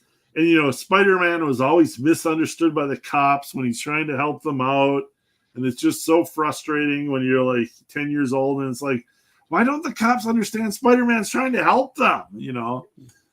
Those last three panels, you guys, everybody in the chat, look, that is really what I think is great storytelling. The angles, the way they're shifting around, just the amount of information that's in each one of those panels. That they're not messing around. Look at those cops with their weapons drawn in that last panel. Dude, that pose that Spider-Man's doing too is badass. Spider-Man, and how he frames in the cops. Pulling the family out of the crash car as like a Tyrannosaurus Rex falls over behind him. God, with a Triceratops, like, you know, underneath it. Whatever happened to Stegron, that character? Wasn't he killed or something? I think he's still around. I thought he was killed or something like that. But like the final panel, oops, it's hard to control these pages, unfortunately. The final out of control. The final page on this is it's very epic. Like, oh, look at this panel on the right with Spidey flying over. Stegron has got the kid he's kidnapped. He's riding on the back of a T-Rex and Spider is swinging over him. I mean, that is freaking epic as epic gets. You know what? I've worked with Lin Wein too, and I guarantee you every one of these things is explained in detail in the script, in the plot. So here's the emotional. So Stegron, like the cold is affecting him. He have to throw a rock, try to divert his attention so that I can attack him from behind. Sounds like somebody moving up ahead. Better check it out. I did it, but it's too late. Far, far too late. The effort exhausted what little energy I have left. There is nothing for me now to do but die. How absurd to be beaten thus by the weather, because Stegron's affected by the cold. If only I had stayed hidden till the spring, I would have been master of the world. What's that sound? Impatience. I thought I heard something. Somebody falling into the water, but that's impossible. The park lake is frozen solid. Face it, hero. Stegron is long gone by now. Oh no, Stegron. Oh. I might as well go home and find myself some place to get warm. Frozen Stegron. Over. Frozen underneath the ice. Dun, dun, You know dun. what? This is kind of a metaphor for the Ice Age, right? Didn't the ice kill the dinosaurs? And so this final panel, go back and look at the end of Spider-Man. What's the one with the other Spider-Man in the movie with him? Oh, Spider. The last one. Was it No Way Home? Yeah, No Way Home. When he appears at the end after he doesn't tell MJ that he's Spider-Man. Yeah. And he has his new costume that he made himself, and he's flipping through New York City in the snowstorm over the tree. This panel 100% inspired that whole last sequence of him playing like in the classic Spider-Man costume. Yeah. To me anyways. Well, also look at this, and you know the book I worked on, The Adventures of Superman. There's a panel with this holly around it. Yeah. And Superman almost in the same pose. Oh. Well, but he's flying, forward. Yep. Yeah, that was definitely inspired. It had to have been. Look at this.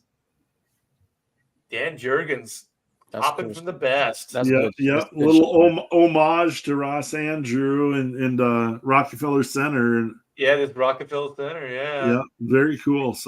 So that is my Christmas story that I got. That is great. Let me share. We're just gonna like jam on some cover stuff, and I had a ball like finding all this stuff. Let me see. Is this it here? Yeah. Well, let's see here. Oh, I didn't get that super chat, did I? Hey, hold on. I'm gonna come back. There was a super chat, and let me see if I can find it. It was Mo. I think this is it. Mo, thank you for the $2 super chat. Rob, that sweater is hot pink at best. Cherry Shots. red. Cherry red. So that's There you start. Shots I find fired, it man. interesting that the font they chose for that cover you just showed, Art. Oh yeah. Oh, hold on. Let's go back. All right. Screen share. Window. Bomb.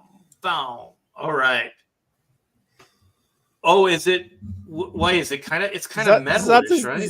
That is the font they usually reserve for the Ubermensch. certain peoples in certain films. Yeah. Germans. It's also like very metal. You know how like metal goes. In that Yeah, I was color, gonna say right? it's and also like a lot of like friggin' old school metal albums, like Judas Priest and stuff. Yeah.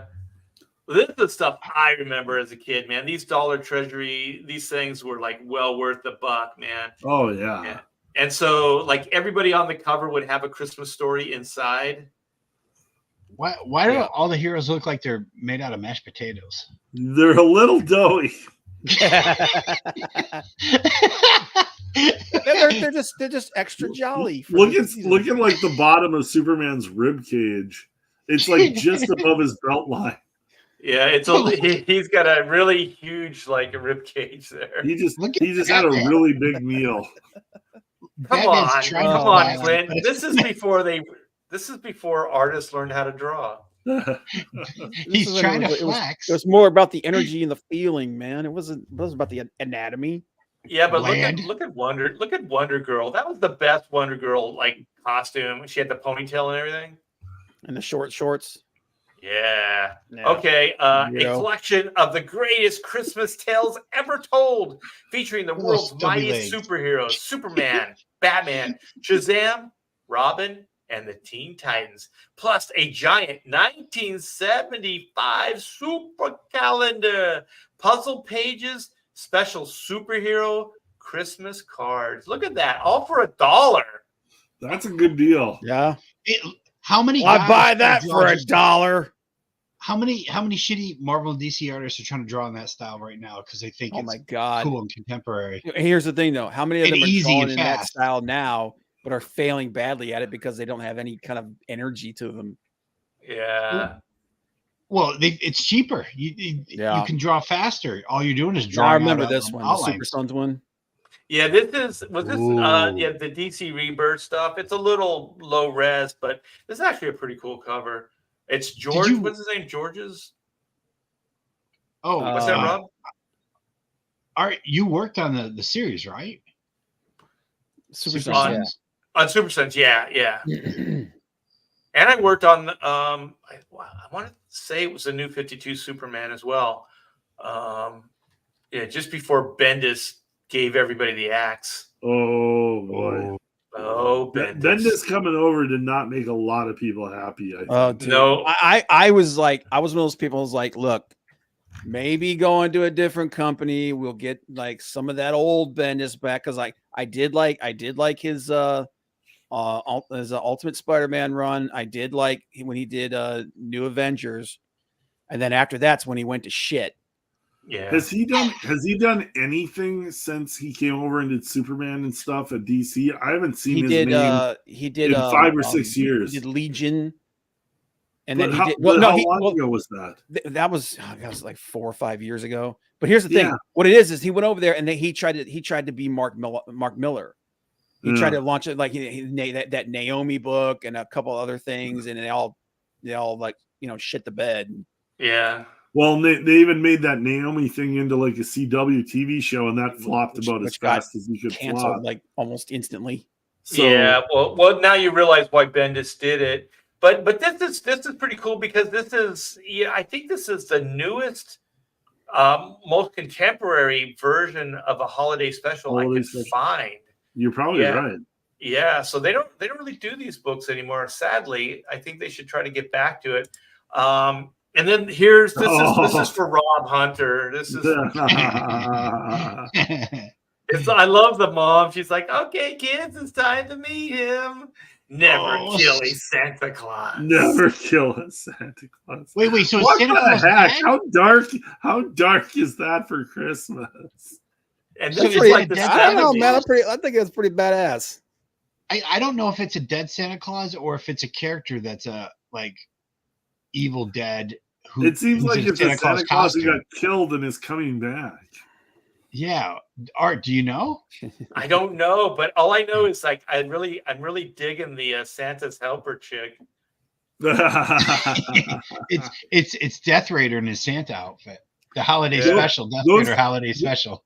I don't think anybody did horror comics better than those 70s, like Oh, late dude, 70s man. horror comics like this. Yep. Like they always had those like just impending doom kind of covers, like somebody walking into and like skeletons are coming up from the grave and they're like unsuspecting.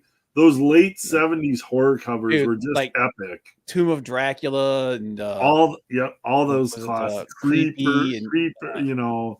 Well, just look how like this layout is so unconventional, but so freaking genius. Like the whole cover's basically black, Yeah. and then there's like this black cloak that's getting pulled back, and then there's this bright yellow. You know, these hopeful kids. It looks like maybe it's a hospital or something.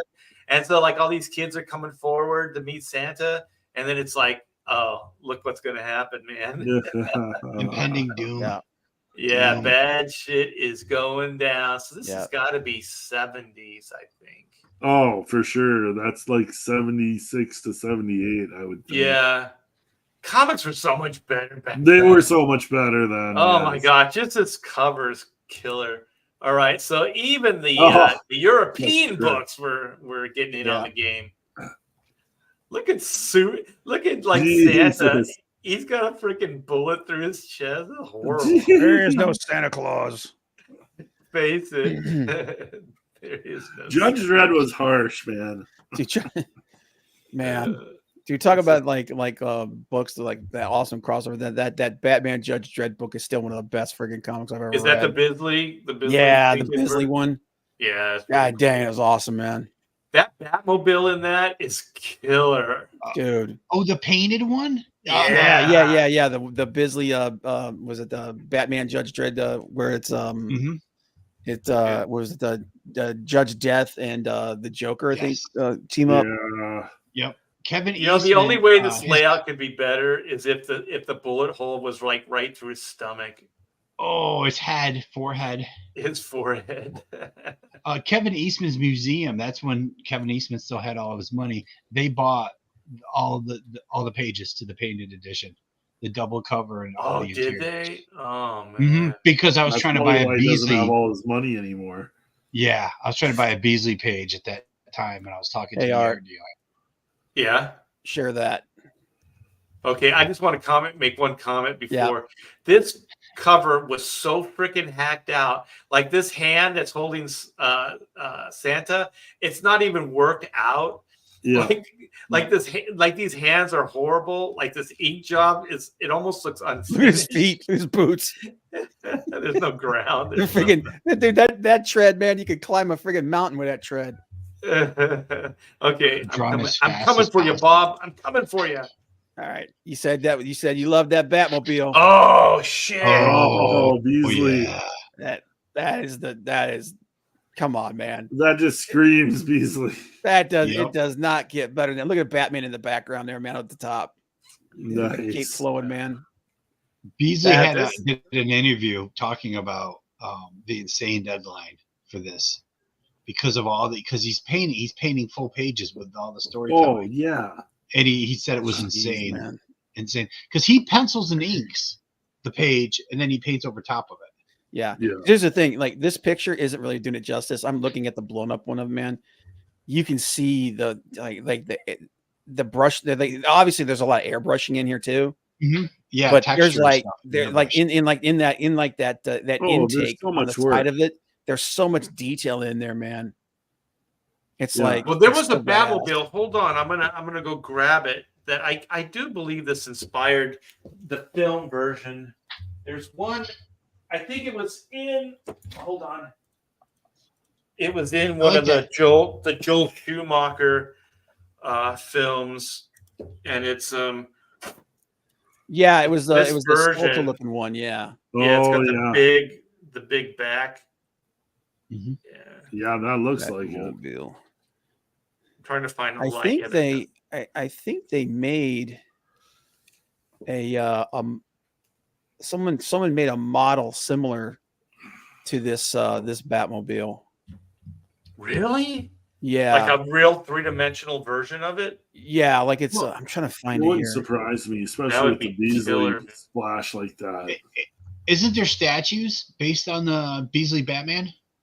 I would think. Yeah, so. oh yeah. But we're looking at the Batmobile. His Batman version, his version of Batman was incredible as well. Oh yeah.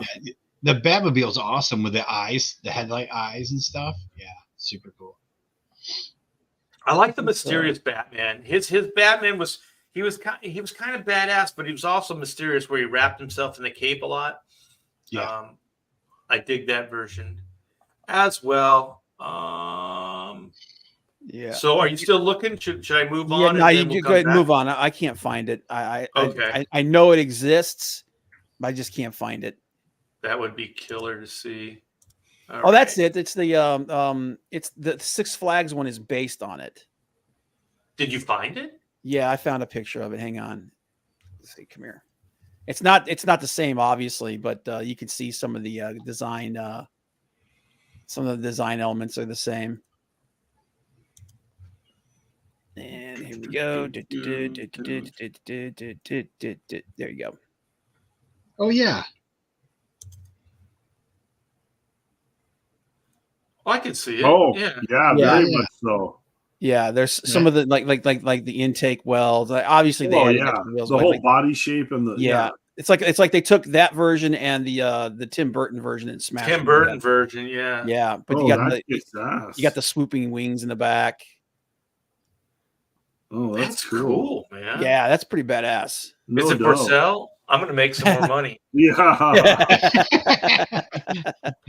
I got inspiration now.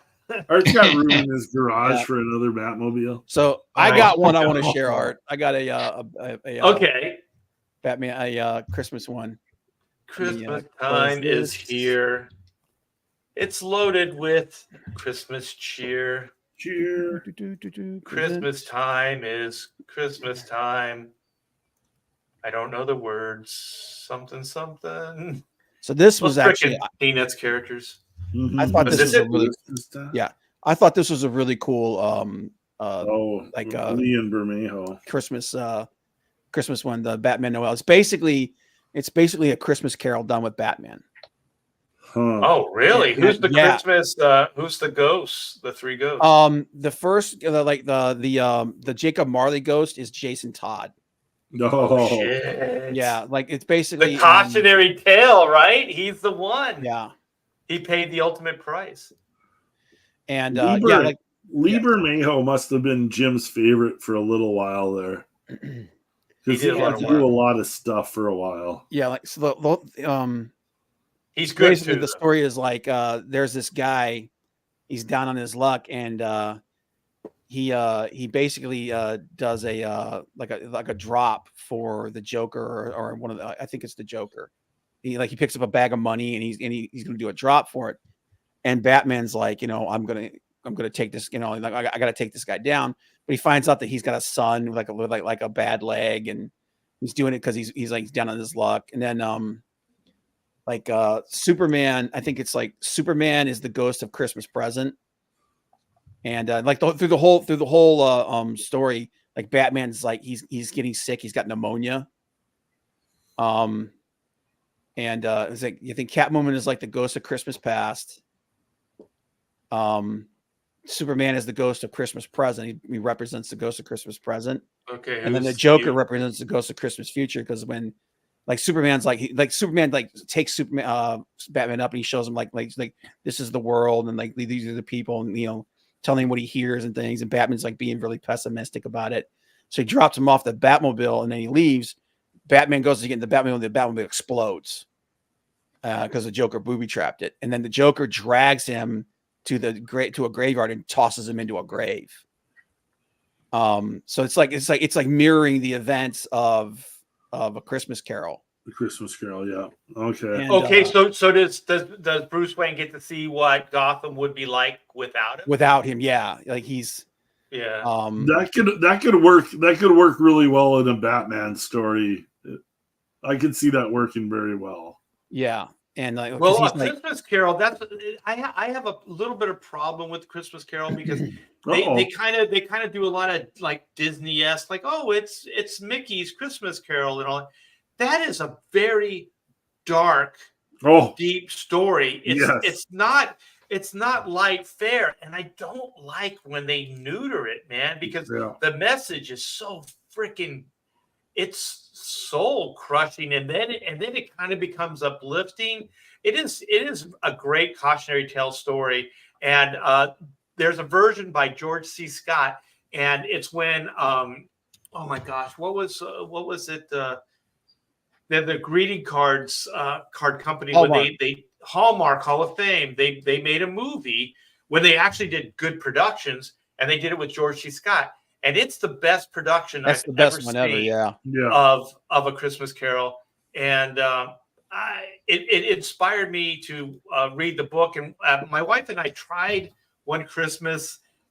It just takes too long. It takes a while, yeah. Yeah, but like at one point, Batman's he's comatose in the grave, and he starts having visions of what the world will be like without him, and it mirrors. This is at the height of when we had like the paranoid Batman. It was after Jason Todd's death, and then he realizes that he's got to and at the end of it, he realizes he's got to let Jason Todd go, and he finds the guy, and he basically gives the guy, instead of like turning the guy in and sending him to prison, he helps him out and he gives him a job and helps him take care of his kid. So it's a really interesting book. The guy who killed Jason Todd is Tiny Tim's dad. Oh, Cratchit. Well, they allude to the fact that Tim, because the character's name is Tim, the guy's son. They allude that that's Tim Drake. Okay. So Tim Drake's dad killed Jason Todd so that Tim could become Batman, and then Batman forgives him for killing Jason Todd and gets him a job at Wayne Industries. Yeah, and everyone has a Merry Christmas.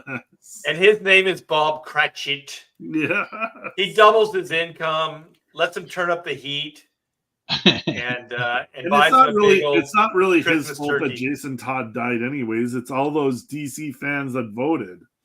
Yes.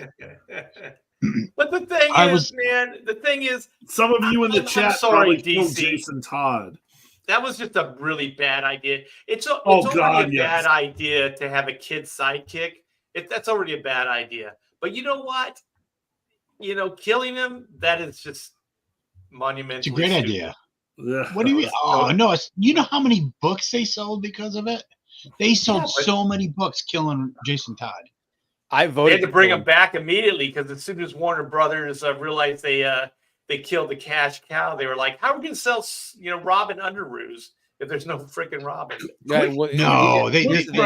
Quick question, because this was set up, and I don't know if there's a backstory behind it, but Hush, the character Hush from Jim Lee and Jeff Loeb's, and that was a great storyline.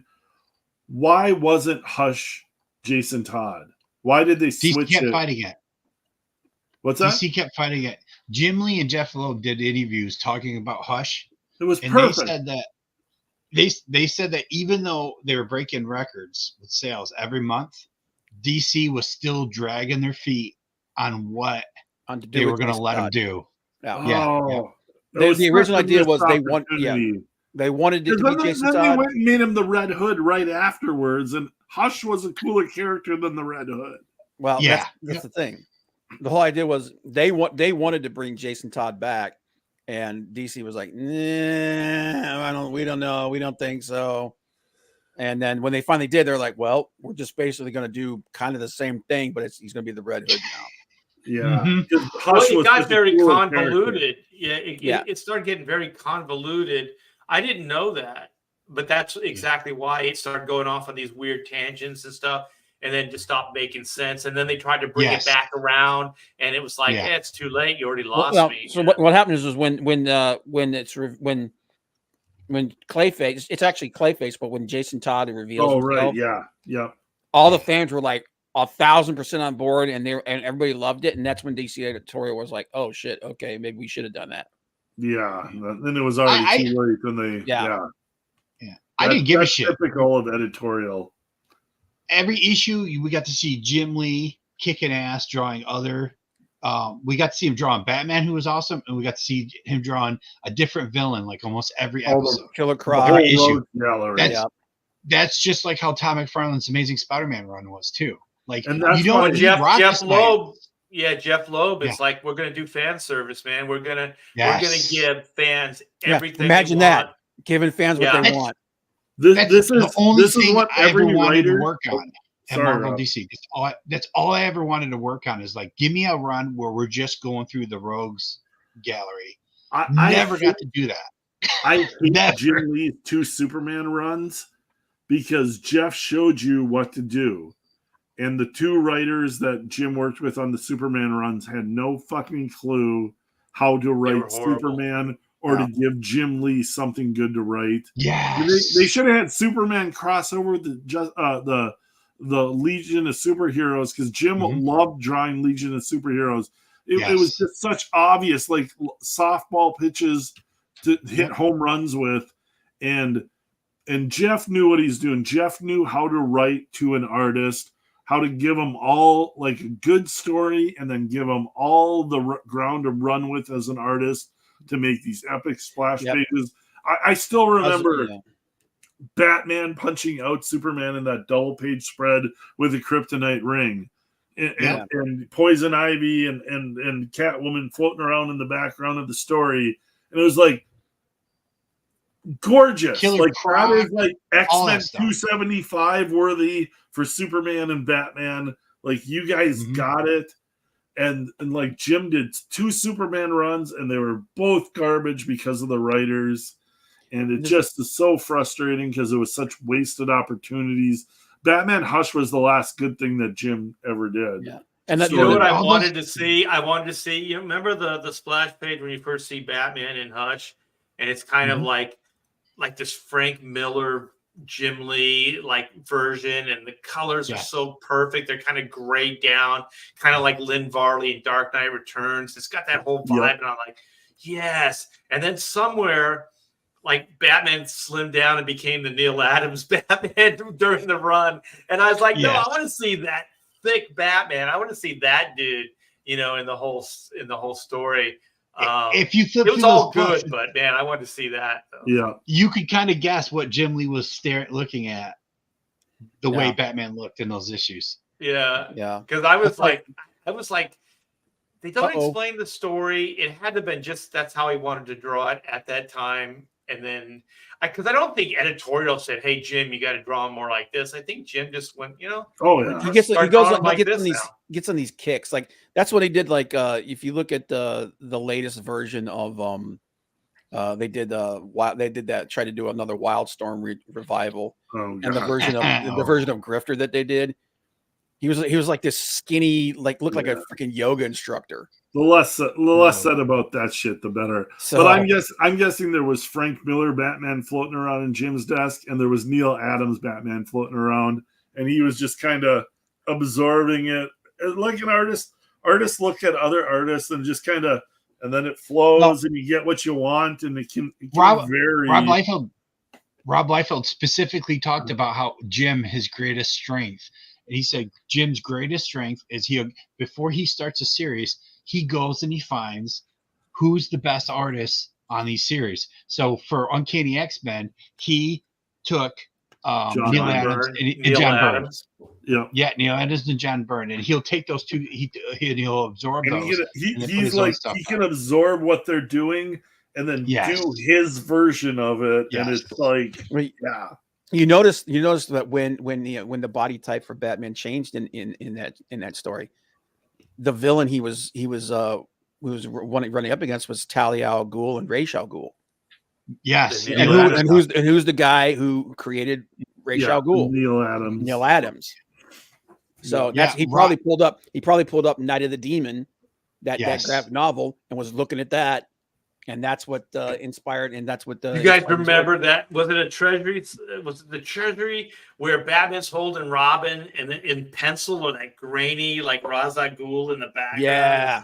That's what I like. That was when we were talking about Neil Adams, his stuff. Like that was like my favorite. That's my favorite cover he's ever done. I remember as a kid, I was like, "How did he do that?" Like, you know, because it's like it must be the bad printing or whatever. Because like it's I believe it's pencil, but the printing it doesn't look like nice graphite, right? It's kind of grainy and stuff like that. So like there's some kind of filter, or I don't know how they printed it, but it's so freaking cool. It's badass. I've got it right here. Well, and I don't even know how they did the coloring back then, because I was going to say the colors probably dropped out the hard black and threw in a gray for the whole scale. But I don't know that that's computer coloring to me, and they weren't doing that back then. So no, this is a recolored. I don't think this is the original. Is it? Oh, but I see what you're talking about, though. It's kind of grayscale, but it looks like maybe there's some kind of filter over it or something. Yeah, something. Yeah. I can look and see if maybe that was the. No, that's probably the original. Because on the covers they did do some gradation in the coloring. They didn't in the interior, but on the covers they did. Rob Liefeld tells a story of Jim Lee visiting the studio, and while Rob was still on the phone, Jim was talking about Rob's style to the other artists, and Jim pretty much did a Rob Liefeld drawing for everybody. He goes, "This is what Rob's doing. This is how he does it." Yeah. And he says that he looked at it. He said he couldn't tell the difference. He goes, "I would have thought that was one of my drawings." Yeah, and it was just drawn. Yeah. That's the original cover. Okay, you guys want to hear Jim Lee Extreme Studio story? 100% I do. Yes. Okay, I don't tell this story very often because it makes me look bad. In my office, impossible. In my office, I had one of those cat clocks where the tail moves and the eyes go back and forth, and I got a picture of Jim Lee and I blew it up on the Xerox machine and I cut the eyes out and I pasted it over the cat face. And so it's Jim Lee's face. and so Jim comes into my office and he's like, we're talking. It's like everything's normal. And then he just kind of looks and he sees the clock and he didn't say anything and he just walked right out. He couldn't tell if you had a crush on him or if you hated him. You just knew you were trying to hit your deadlines. What's that? You knew you were trying to hit your deadlines. I just thought it was funny. It's like I just do stupid shit like that just because I think it's funny. Because oh my gosh, it was hilarious. And there was a quote that was up on the wall, and it was huge, just blown up, and it said, "You drew the line, Scott Williams, and I crossed it."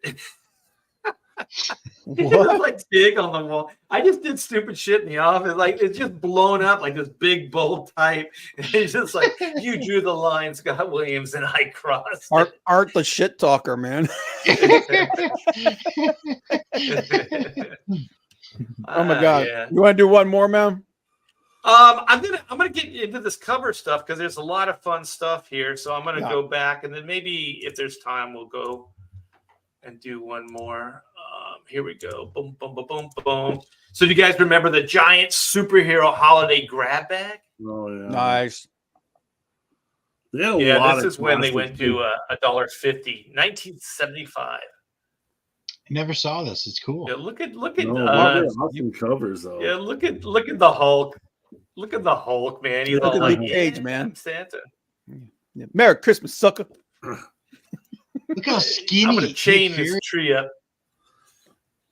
I love old 70s Power Man though. Like they should never ever change his costume because it's like, I guess they tweaked Doctor Strange's costume, but Spider-Man still looks the same, Hulk still looks the same. That Power Man costume was freaking awesome, man. Oh, first thing I'd have I to do think is it's shave his cool. head. Like Shave his the- head. No, One of the only no. No, man, you gotta have that Jerry curl, man. No, I hate A that. little bit Hate of a that. fro ain't gonna hurt nothing, man. No, man, You it's can- fun to you can- eat too. No, man, Mm-mm. Rob, don't fear the No. fro. No, Don't I hate fear it. the fro. I've always hated it. Hated it. No. Dude, I had to Well, live just- through the 70s. So all those reruns of Starsky and Hutch and all that shit, I had What, I had to Huggy deal with Bear? that. You didn't like Huggy Bear? What's wrong I with hated you? all that gritty, Okay, we shitty can't be 70s friends stuff. anymore, man. Hate it. I always hated Wow. it. Starsky It was and just Hutch was depressing. my jam, What Yeah. about Rockford Depressing. File? dude. Starsky I and did- Hutch, I like Beretta, Rockford. Rockford I was gonna say, Files. if you say you hated Rockford File, Kojak. Rob, that might be No. the end of it. Rockford, Rockford File kicked ass. you know what? I think Rockford Files would hold up today It because I does. thought Yeah. that was a very well done show. Vegas, And And remember also his little mobile home on the beach. That Yeah. is choice real estate now. That's like Oh. that's like $1 billion. Can you Like, imagine having that yeah. today? oh my Well, gosh. Rockford, that character is like a 1950s character shoved into the 70s. But That's why he works. Yeah. what I don't understand is why Rockford never got like a little peephole on his door. On Oh, the his, look. so that Yeah. people wouldn't. Because I mean, he got his getting ass surprised, kicked getting like his ass every kicked. other day, not just opening the Yeah. door to anybody. Okay, Which is he fought in a way that show was so good. I wonder if there's like a compilation or something, because like there's this huge guy who's gonna kick his ass, right? This massive, it was always somebody that was gonna kick his ass in the show. That was part of the show. And so the guys chased him like, oh, just huge. And so Rockford runs into the bathroom, like tries to lock the door. You can't lock the door. And so he gets all the soap dispensers and he just throws the soap all over the floor, right? And so he's kind of hold the door, like somehow he was able to like temporarily hold the door. And so then the guy like bashes through it like with all he has, and he just slips in the soap and knocks himself out cold. And then Rockford just takes off his belt and he puts it around his hands and hooks him to the stall, just laid in the soap on the bathroom floor. It was so freaking good. I think you can watch that on Tubi. Oh yeah, Yes. I rewatched Rockford the entire series recently, and it stands up to the test of time. And Rockford, if you love Rockford leads right into Magnum PI. Yeah, It's the same producers, the same writers, and you can see a little bit of the theme behind it, except it's set in Hawaii. But it's very much that similar. Is that Stephen J. Canal? Is that? No. So- It's not Stephen J. Canal. Oh God, I'm gonna have to dig for. Is it the It's guy? the guy who King created now? JAG and NCIS. Oh well, Canal was part of it, I think. Canal Yeah, might have been part of Rockford. He wasn't part of Magnum. It's the guy who created NCIS and JAG. He was a former military naval guy, which leads into the whole Magnum thing, and then JAG, and then NCIS. Because I think he's in NCIS. Like, wait, I'm trying to think. Like one of the characters' poker buddies is Stephen J. Canal. What show was that? I thought Huggins it was NCIS. and Canal created Rockford Files. Those He are the two did. guys who created. Yeah, Yes, yeah. Okay. Roy Huggins. and Roy Stephen J. Huggins. Canal. Donald Belisario created Magnum, and then I think he was a NCIS. That is him. Yes. Yeah. yeah. And he Belisario. was All those guys co-creator were guys were friends. Yeah, they were all working together. That's back when those super producers would write every episode too. So Yeah. those guys became like practically. Well, billionaires. when you drive into Burbank, and it's probably not there anymore. Stephen J. Canal. It was like a skyscraper. Like it was like 15-story building, and then on the top it said Canal Productions or something like that. I was like, oh yeah. shit, that dude's rolling in the dough. But that, He's like, also a novelist. He writes novels and Mhm. stuff too. That's what, like He was like A-Team and a lot of those shows. Mhm. I think. Yeah. Great. I drew the comic Greatest American Hero. Yep. The William Catt, the main actor, the Greatest American Hero, he got the rights from Stephen J. Cannell to do a comic book version because they were And you drew still it. going to produce a show for it. So yeah, that's my little tie-in with Stephen J. Cannell. And that show was kind of ahead of its time too. The Greatest American Hero. Well, and it was the whole typewriter at the end of the show, and then the thing comes out and flies off. Yeah. These are the shows that off. Everybody knows that. These are the shows that he either created or co-created: Rockford Files, Beretta, City of Angels, Richie Brockman, Private Eye. Don't forget Cobra. Greatest American Hero. And 18 co-created with Frank Lupo. Hardcastle and McCormick, dude. I remember the Hardcastle McCormick. Remember the theme song for Hardcastle McCormick? I love that theme song. No. Riptide. Riptide. Is it the two brothers? Riptide's with somebody the had three to guys that lived on a convince me boat. that there was a robot in Riptide. Yeah. Because I didn't remember the robot, and apparently there's a robot. Yeah, there's a robot. Yeah, remember, there's one guy. He's like a nerdy, in like computer guy. I remember Riptide being more like Simon and Simon, but then Riptide. Oh, Simon. Yeah. Simon and Simon's what that's the brothers. Yeah. I love Simon Ray, Wise Guy. Remember that show, Wise Guy? Oh, yeah. That was a really good show. Yeah. The first season was. It got a little campy. Yeah. It got a little campy, but 21 Jump Street. Because they did the whole mob angle and he got in with the mob undercover, and then he had to rat everybody out, and they're all like just. Yeah, that was. Do you remember the one where he went? And it was the thing is what was great about the show too is I think the story arc was the whole season. Yeah, exactly. Like it wasn't like one and done's. It was like everything crossed over into the next episode. And there was one where he went undercover into the music industry. Do you remember that one? Yeah. The one, and they had all kinds of like cameos. Debbie Harry and Jerry Lewis. And even they had like what's it? Mick Fleetwood. And I think what's the one guy that was the sweet transvestite in Rocky Horror? He was the main villain. Tim Curry. Tim Curry. Yeah, he was great in that, man. It was that show was really good. Dude, it's funny that you brought up Cobra because I remember when I was younger, I loved Michael Dudikoff, man. What was he, the American Ninja? Yeah, the American Ninja guy. Yeah. See, like this stuff was like hokey, but it was awesome back in the day. Like, you remember what's his name? The guy that was like his handler was the guy that played the principal in Back to the Future. The bald guy, yeah. I can't remember the guy's name now. Let me look it up.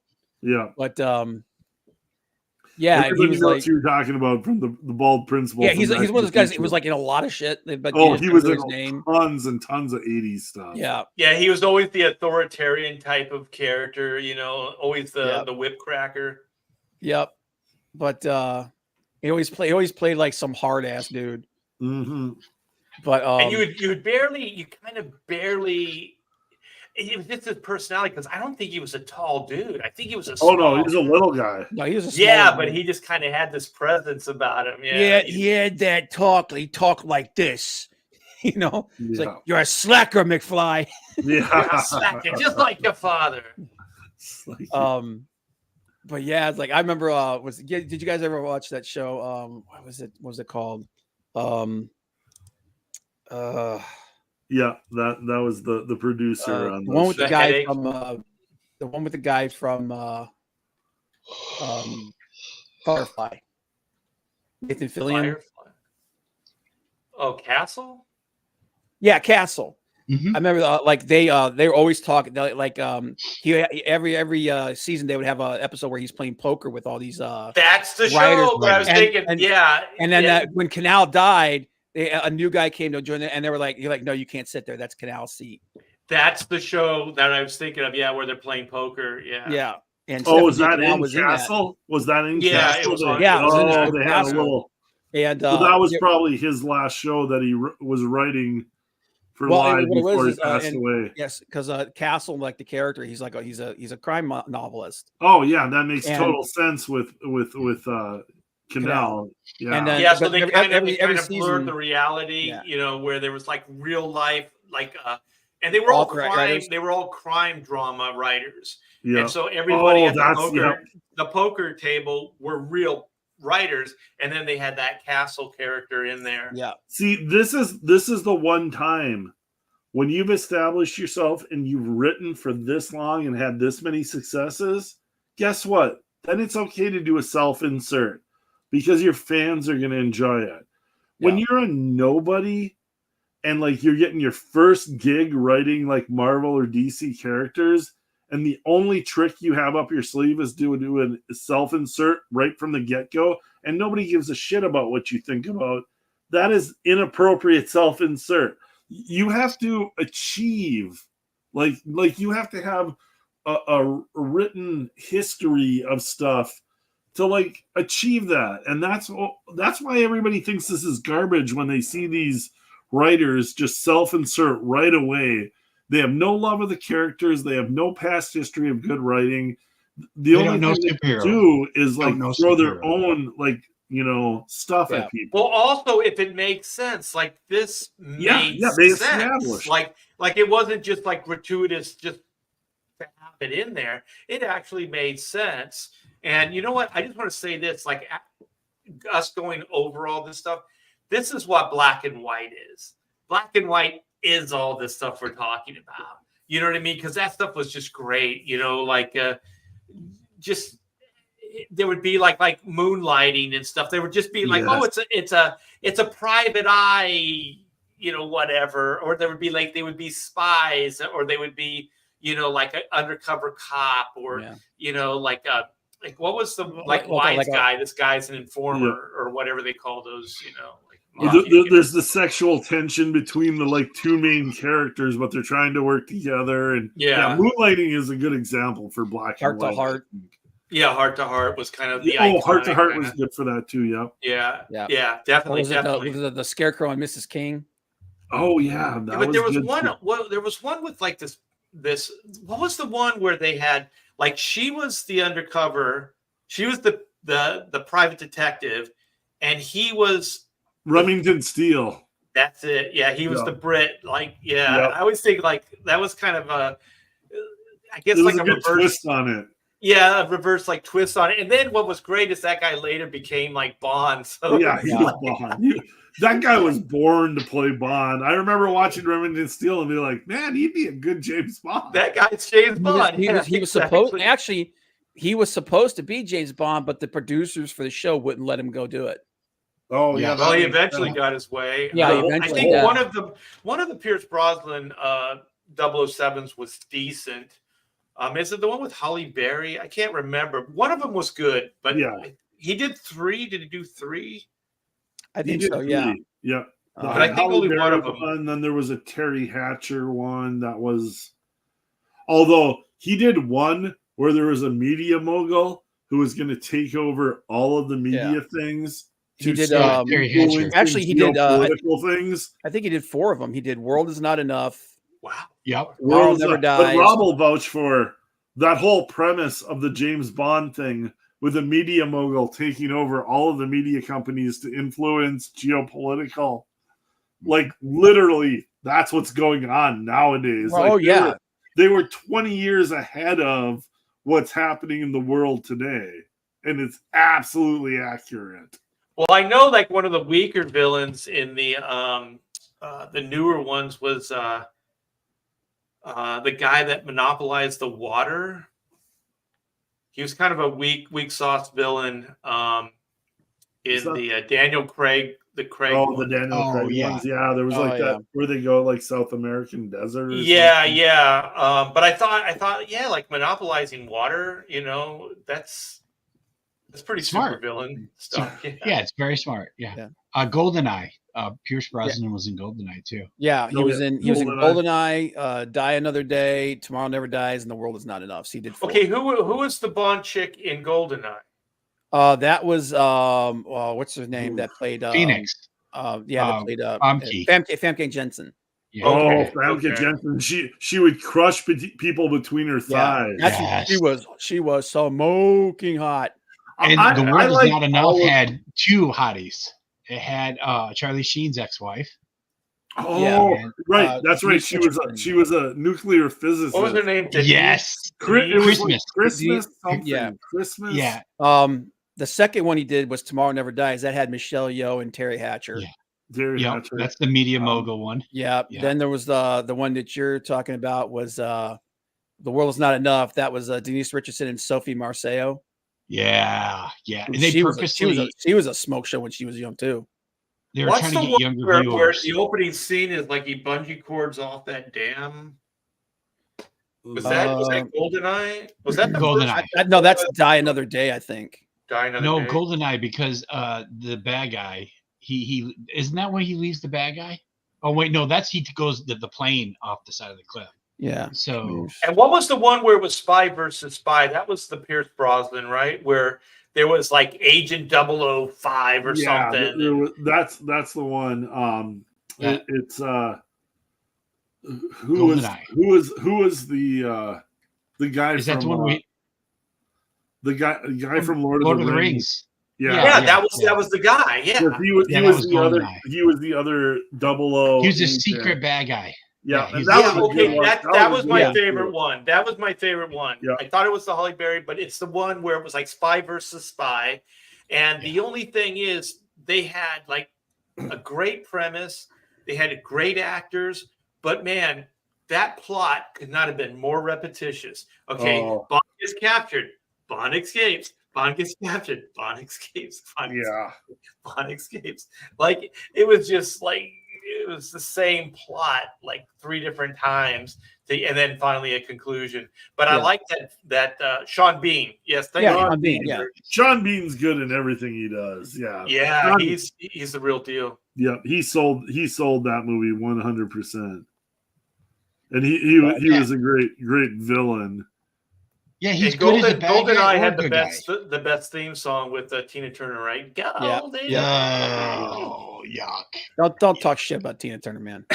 It's two ladies, it was man. horrible. The song But was I did enjoy every one of those Pierce Brosnan James Bond movies. Yeah. Halle Berry coming out of the surf. Out of the wall, yeah. That was when with she was at her hottest, man. Yeah, that was a Ursula absolutely. Andress kind of moment right there. That was a tribute. Yep. No, the Pierce Brosnan James Bond movies, they hold up over time for sure. He was Well, he has 006. his gadgets. The Daniel Craig one, there's no gadgets. It's depressing. Well, His the only gadget he smartphone has is is his his gadget. car. Yeah. You know what the hope best they thing- go. Oh, go sorry, ahead. Ron. Go ahead. Oh, I was going to say the best thing with the Daniel Craig is that Daniel Craig, the way they play Bond, is he doesn't talk much. And he literally is a man of action. Yeah. He doesn't sit. He doesn't pontificate. He doesn't ask permission. He just does. And that's my favorite part about the character is he is literally just a man of action. And he just goes and does. And the 4 or 5 episodes or movies that they did with him, I thought were decent. But I thought Daniel Craig, for me, I know this is big debate. We should probably do a show on this. He's my favorite Bond. He's my favorite Bond. Sean Connery in what was the one with the gold Man with the Golden Gun or whatever? That wasn't him. That was the Man with the Golden Gun was Roger Moore. Oh, what's the one where the girls were getting painted gold? Goldfinger. That's it. Yeah. That's my favorite Sean Connery, because that one, man, there's a scene where he actually double taps some guy in the back of the head, like he pulls him out. It's like, now Daniel Craig's first Bond movie I thought was his best when it was actually good. It was Casino Royale. But Casino Royale jumps the shark when all of a sudden, like, he shows up in this like tropical hospital, and I'm like, what the hell happened here? Like, was it the car wreck, and then he just shows up in the hospital? He just wakes he up. gets tortured. Car wreck, gets tortured, and then he's so demolished they just leave him. But he shows up in this like paradise, like it's like an island hospital or something like that. Yeah, and then I was like, well, it's because it takes place on saved an island, Island Nation. Because that's where the poker game he's playing is being played at. It completely jumped the shark, man. I watched that movie over and over, and I tried to figure like structurally how they did this, and it didn't make any sense to me. And that's the same director, something Green, that did. Did he do Green Lantern? I think. Well, I don't know if his name is Green. That'd be funny if it was, because it was Green Lantern. But it's the same director, and Martin that Campbell. Mark who? Martin Campbell. And Martin that Campbell. is the director who did Green Lantern, is Martin Campbell. Yeah, I think he did that Bond film too, and Yeah. you can see it, like the storytelling. He did is Casino weird. Royale. He actually did. He also did Goldeneye. No, wow. Well, He's done. maybe Actually, that's he's done better. some I pretty like Goldeneye.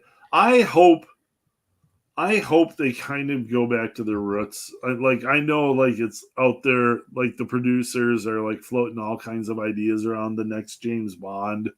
And I mean, it's kind of their one, like when you've got one thing, like otherwise these producers, nobody gives a shit about them other than that they control the James Bond legacy.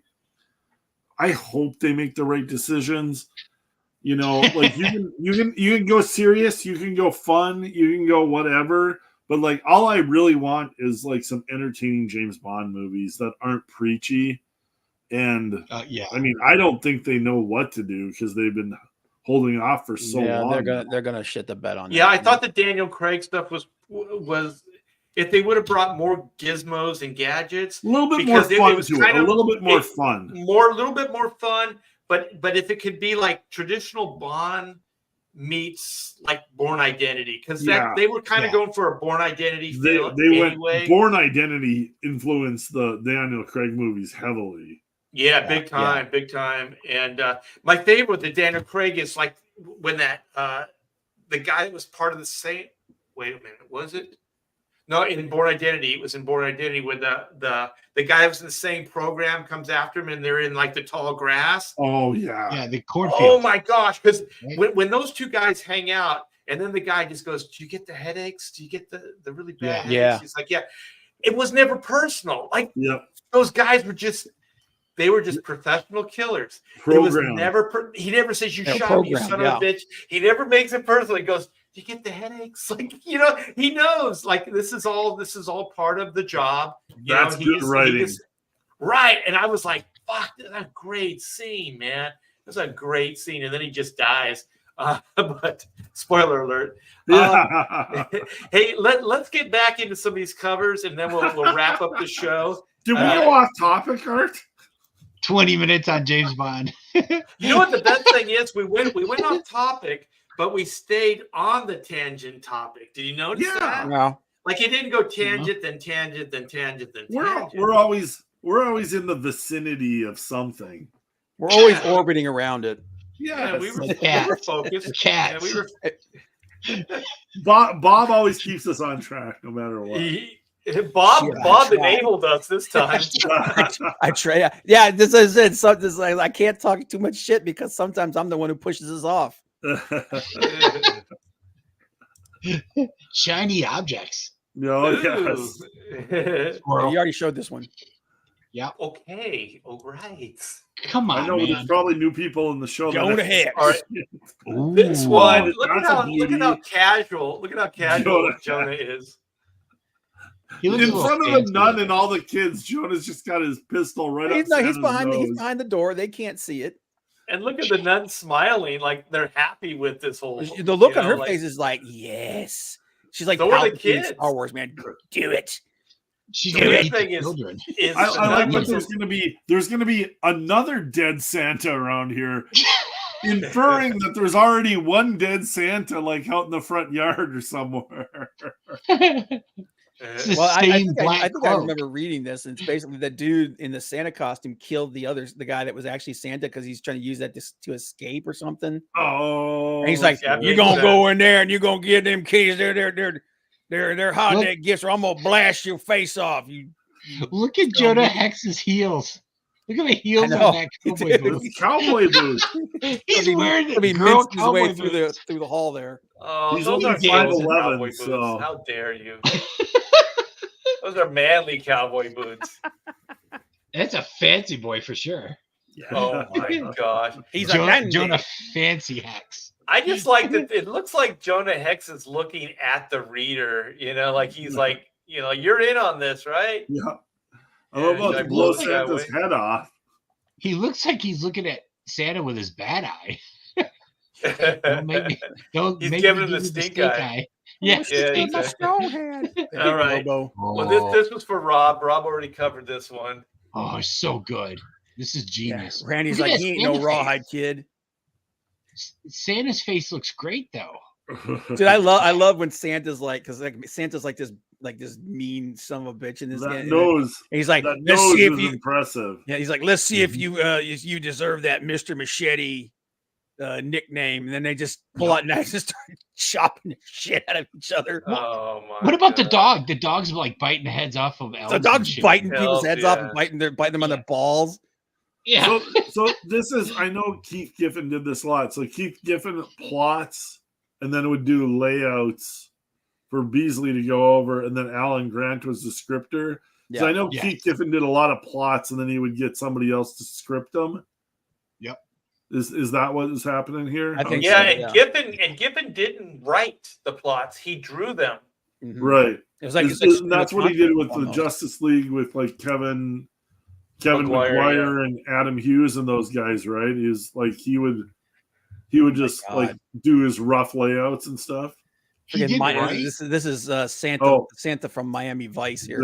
Yeah. It looks this like is very- Stallone. It looks a little Stallone-ish. yeah. This is very like late '80s Miami Vice Stallone. Who drew that? I'm gonna bring you some holiday cheer Yeah. at the end of a bullet. I can't Look at- read. I can't read the name on Um, this. I can't see it. Yeah, I can't Moving tell by around, the I can't see style. shit. It looks like a KER, but maybe that's the gun. Yeah. But yeah, this is definitely like Stallone. Like, hey, I am the law. And that gun, that's the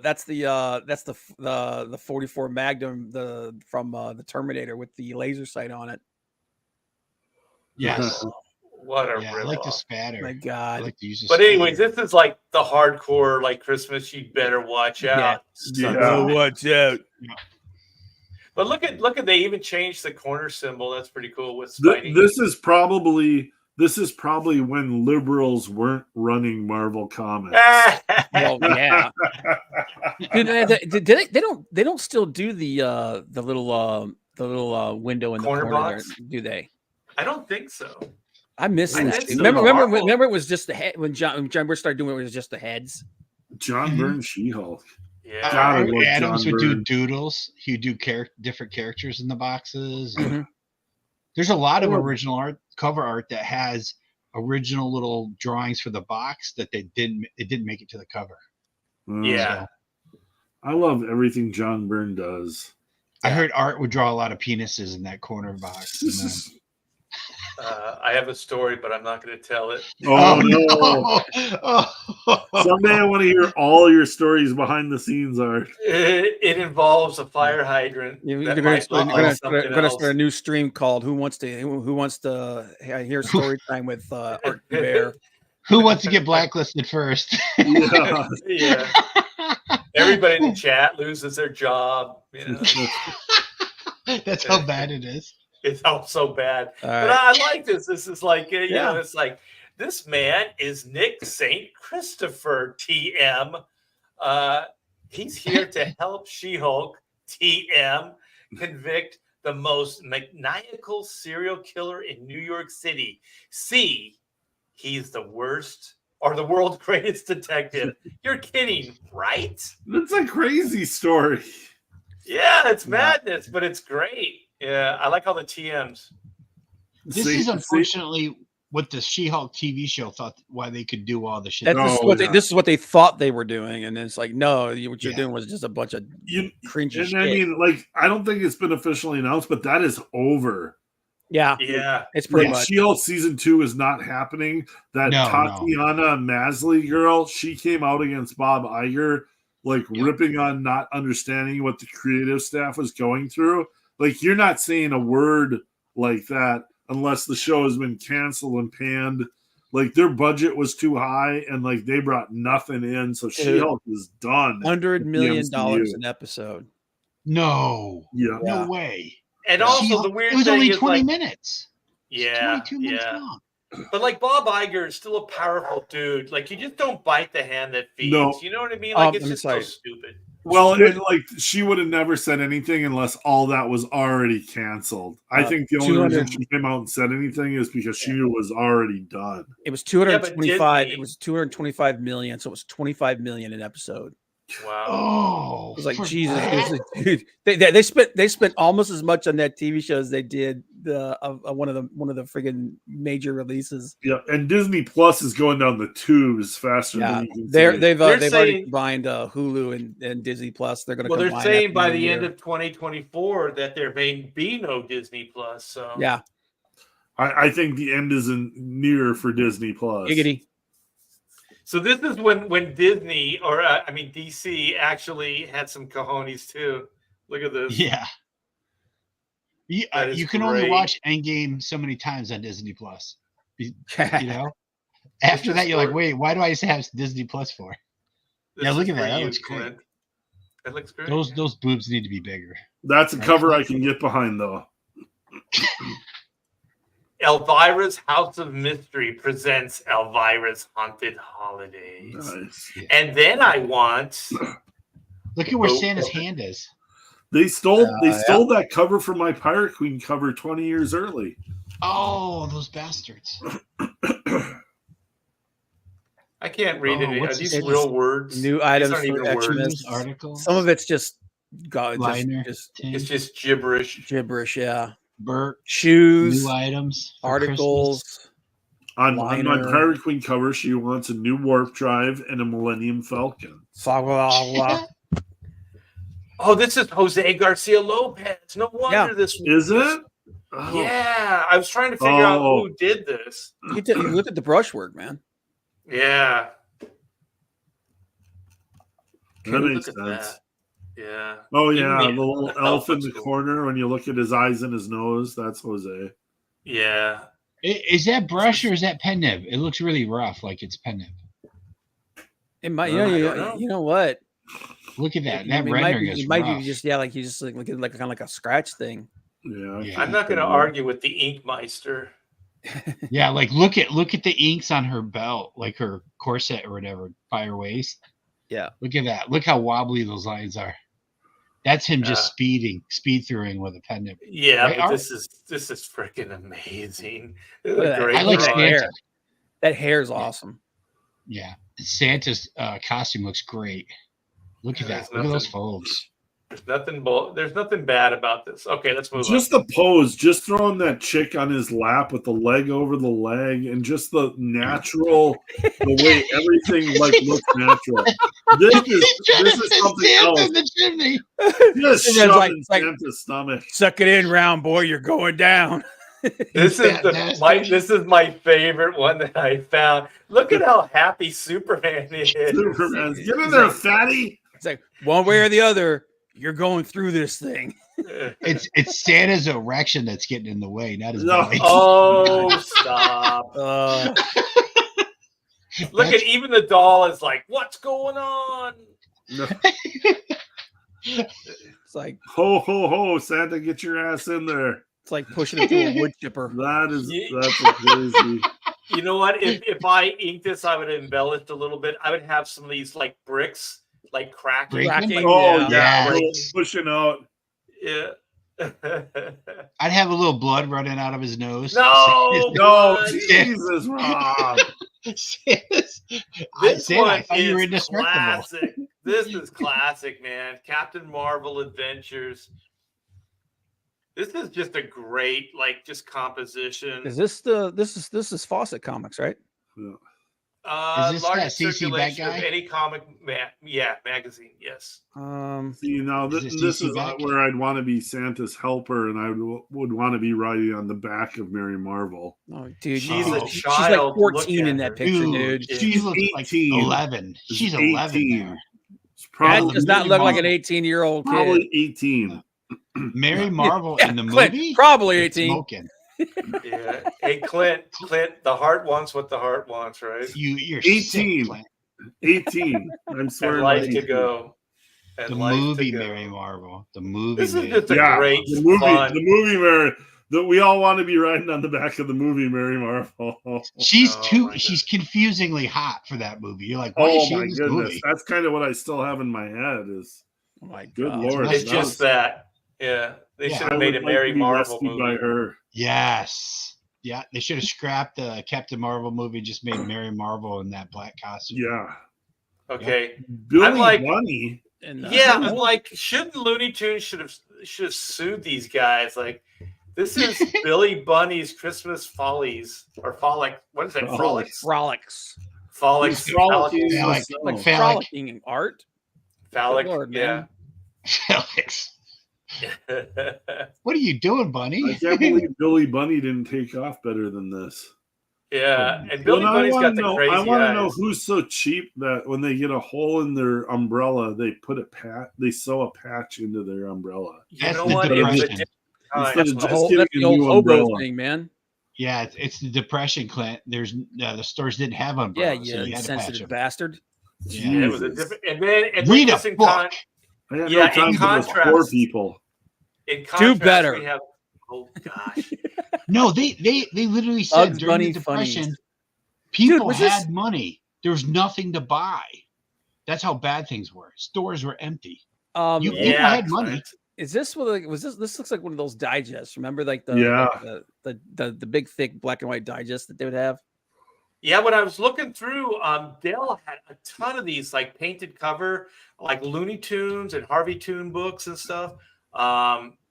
And I just thought this Damn. illustration was pretty cool. And I Oh, thought it was yeah. kind of clever, like the star is carrots and he's in the stockings, Mm-hmm.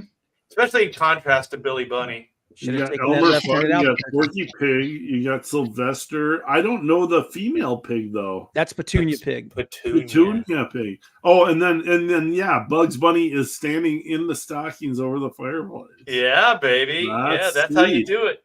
Mm-hmm. That perspective doesn't work unless. Oh. Bugs Bunny- Oh, I There love is- this, man. There's There's a no beauty. perspective. Here's a beauty from one of CG's own. Yep. Dale. No, no, it's Dale, not Dale. the freaking man. Is it, Keown. I'm not sure it's Dale because that. No, it's not It's- Dale. it's that not other Dale. guy. No, It's that not whole Dale. face is weird. I thought it was Dale at first, but it's not. Wait a minute. It's Uh, that yeah. Jeff guy. It- He's the guy who did Hulk before Dale Keown showed up, No, is it? or after. It's Jeff something, right? I don't know, but there's some weird stuff He did going Great on with the Hulk's neck and his lower His jaw. cheekbone to his forebraw. That's not Dale for sure. At first, I thought You know it what? was, but it's Yeah, trying you're right. somebody trying to ape Dale. No, Yeah, I can't see his it's- signature. I mean, it's a powerful cover though, and I just think it's funny. Like Oh yeah, Santa fighting the Hulk. What the hell's going on that's here? pretty. That is pretty funny. Oh, what issue is it? There's a guy who was Who doing was the his guy who version of who, Keown, who did Cam Barker. Smith ink on the Hulk? Gary Barker. Gary Frank. He was no, Gary Barker. He was a cartoonist, ghost artist, and he did a couple of because I met him and he did a couple issues of the Hulk. He was very Dale Keown-ish, but we asked him. My buddy and I were there, and we asked him, we're like, "Dude, are you gonna do any more Hulk?" And he goes, "It doesn't pay well enough because he's making so much money ghosting Garfield." Gary Barker, I think, is his name. Oh, okay. really? Yeah, he was ghosting Garfield, so he made too the much actual money. cartoon Garfield. Yes. Okay. Yeah. That's crazy. Well, these captions are great because you demanded it. The most requested villain of all, Santa Claus. Santa Claus. With a crowbar. I know, like the crowbar is going to have any crowbar. effect on the Hulk. Oh, maybe it's hilarious. maybe it's the wrecker in disguise. Oh. Well, That's doesn't a need to good be lit call. up because it's magical. Oh, Archie, Betty and Veronica. What do you think Archie will give you this Christmas? Anything's fine. As long as he doesn't dress up in that stupid gift box costume again. Womp, womp, Bill Jaska is the guy's name. womp. The penciler's name is Bill Jaska. Oh, okay. Betty and Yep. Veronica. I kind of remember him too. He was They probably had him trying to do Dale Keown a little bit, right? Look at The it. guy was Oh, thinking so of- the villain in this, I don't know why he's got a crowbar then, because the villain it's the Rhino dressed up as Santa Claus. That was What? not the Rhino. That guy had it. No. That's what it says Okay. here. What happens when the Grey Hulk bumps into the Rhino at a department store where the villain is masquerading as Santa Claus? Well, there you go. Jeez. All And, right. Jeff Purves took over after Tom McFarlane left Hulk.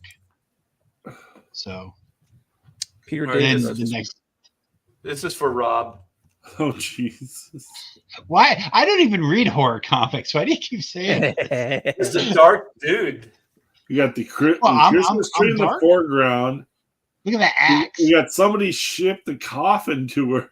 At But Christmas. she's like, why am I getting a coffin for coffin for It's Christmas? her And he's coffin. like, No, it's Yeah. her coffin. It's like, It here's a says gift Merry for you, Christmas. darling. Yes, "Chop it's your Merry coffin." Christmas, my lovely wife. well, Oh, he's aren't gonna we kill her. like how many jobs were available here? Because we have the vault keeper and the crypt keeper. Like And the other. that seems like some sort of redundancy. We could have like at corporate, we could have like X'd out one of those. You shut your mouth. They could have done like a We merger. elderly people need these jobs, you little whippersnapper. We got the vault right next to the crypt, and then we got the Okay. old witch down there. Should the So- coffin so the- be opened? So when you hack her to No, death, she it's just a- falls it's into a- the coffin. It's a You present. have to give unwrap people. the present. Yeah. Yeah. But he's It's going an to chop her in a elaborate second. distraction, so he can Here's get the thing. one nice swipe with the axe. That And casket get her head is off really, in one clean swing. that casket's really thin, man. Either he's chopping her into pieces to put her in there, or it's gonna be a She's little not- it's she's gonna a- be a little she's a pretty- compacted. I'm just she's not pretty sure where you get petite. ribbons that big that will Yeah. wrap all the way around the coffin. Have you not seen the Why ribbons is- they put on cars? Why isn't the coffin? Why is it on a table? Next to the Because they tree? need it in the shot, Rob. Well, So they the It need was art- on the change the angle. ground. I asked the artist you- this, and he said you tell Rob that he needs to get all the way off my back about it. It is a nice drawing. I just have a few questions. I just think what's really interesting is everybody was in on the Christmas thing, right? Like Yeah. Archie was in on it, like funny comics for Horror kids comics. was in on it, like horror comics, like everything. I just miss this stuff. Oh Like yeah. look at this relic.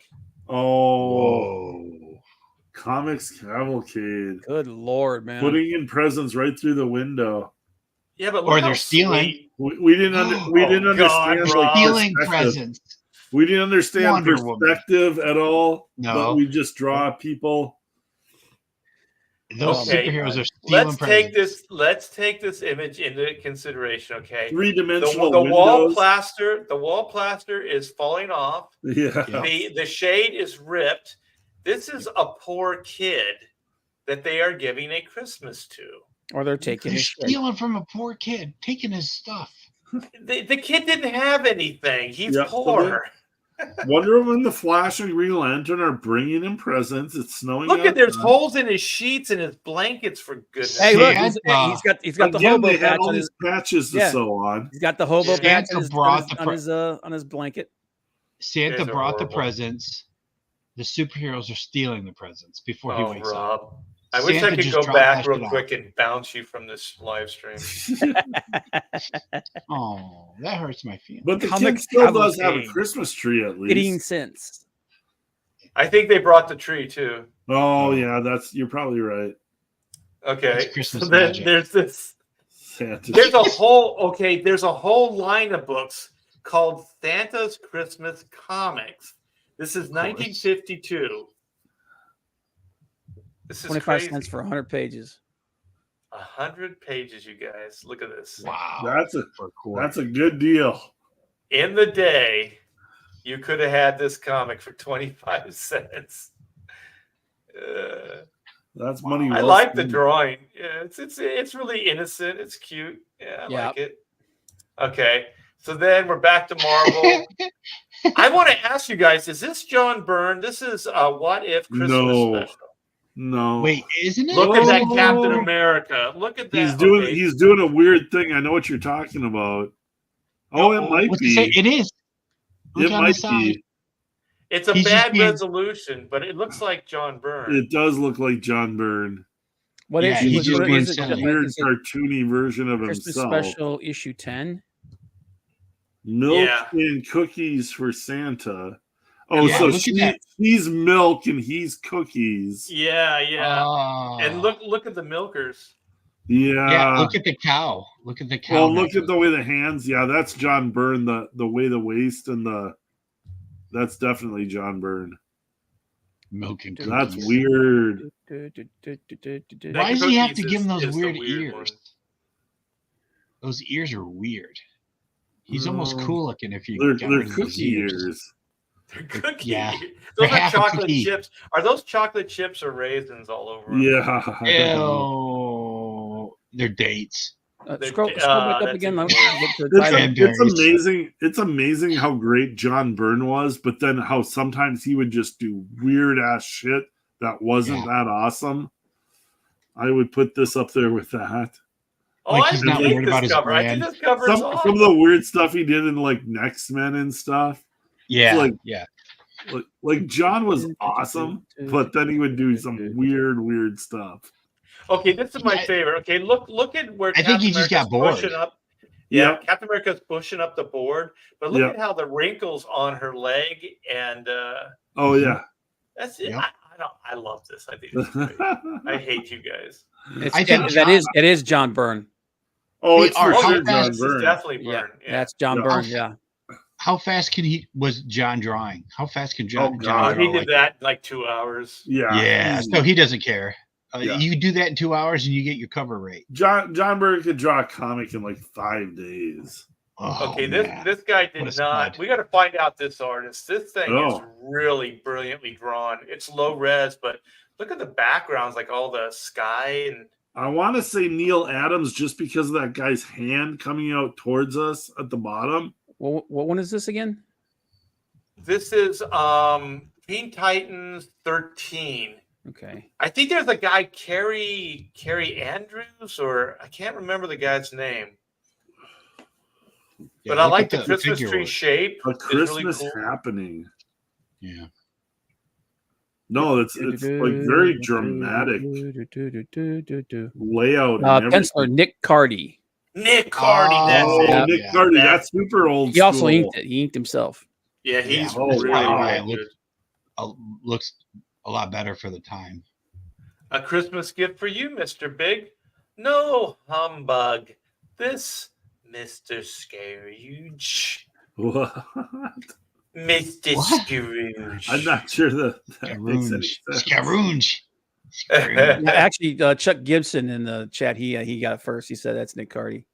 Oh, Oh, wow. good, yeah. But look at I think they're polluting. I think they're businessmen, and they are destroying the environment. Because look at these clouds in the background. I It's don't know like what the this sewer is. or something. It looks like. I thought But- that's just a layer. It's a cave or A sewer. cave? But what are these things in the Yeah, background? it's really hard to tell. Stalactites. No, it Stalactites. looks to me it's like a sewer with Sewer. pipes up there that are dripping stuff from the roof. Oh, goo. Yeah, I think they're in a junkyard. I think this is a junkyard, and that's like pollution floating to the. Oh. the sky. Evil. everything is super You know, ambiguous. It's it's hard to liquid tell what's dripping. going on, It's but it does liquid. look great. Yeah, but look at all the stuff that they're evil. wrapped in. They're wrapped in like all kinds of junk and trash. Yeah, it's like a garbage dump almost. Yeah. Yeah. Oh, is that a mattress at the bottom? Because like look at the Flash, the middle of his body, he's got something wrapped A around radiator, it. He's got, yeah. like, It's tire wheel wells wrapped around his legs. like an old- Aqualad is like sitting in a tub. Oh yeah. You just There's gotta like keep them dishes and like hubcaps floating around.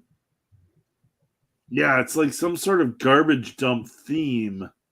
It It's feels like really it's hard to probably tell what's going on in there. yeah. It feels like it's like somewhat like trying to be socially like political or something. Oh boy. You know what I mean? Like these two businessmen have just like trashed the environment. A Christmas gift to you, Mr. Big. No humbug. This, Mr. Scrooge. Scrooge. That response doesn't make any sense. No, No. it doesn't. I'm trying to read it over so maybe it sinks in. But yeah, this is the great Nick Cardy, you guys. Go out and buy the book. Oh, dude, 12 cents. Randy pointed something out. Wonder Girl is handcuffed to the bed frame. Those are her magic Bracelets. bracelets. Like she seems like where her other arm is, man. It almost like she seems like she's stuck on that thing. Okay. Mm. All right. The That's heart Oh, wants yeah. what the heart wants. Like, I think Clint had a hand in this. Clint handed it.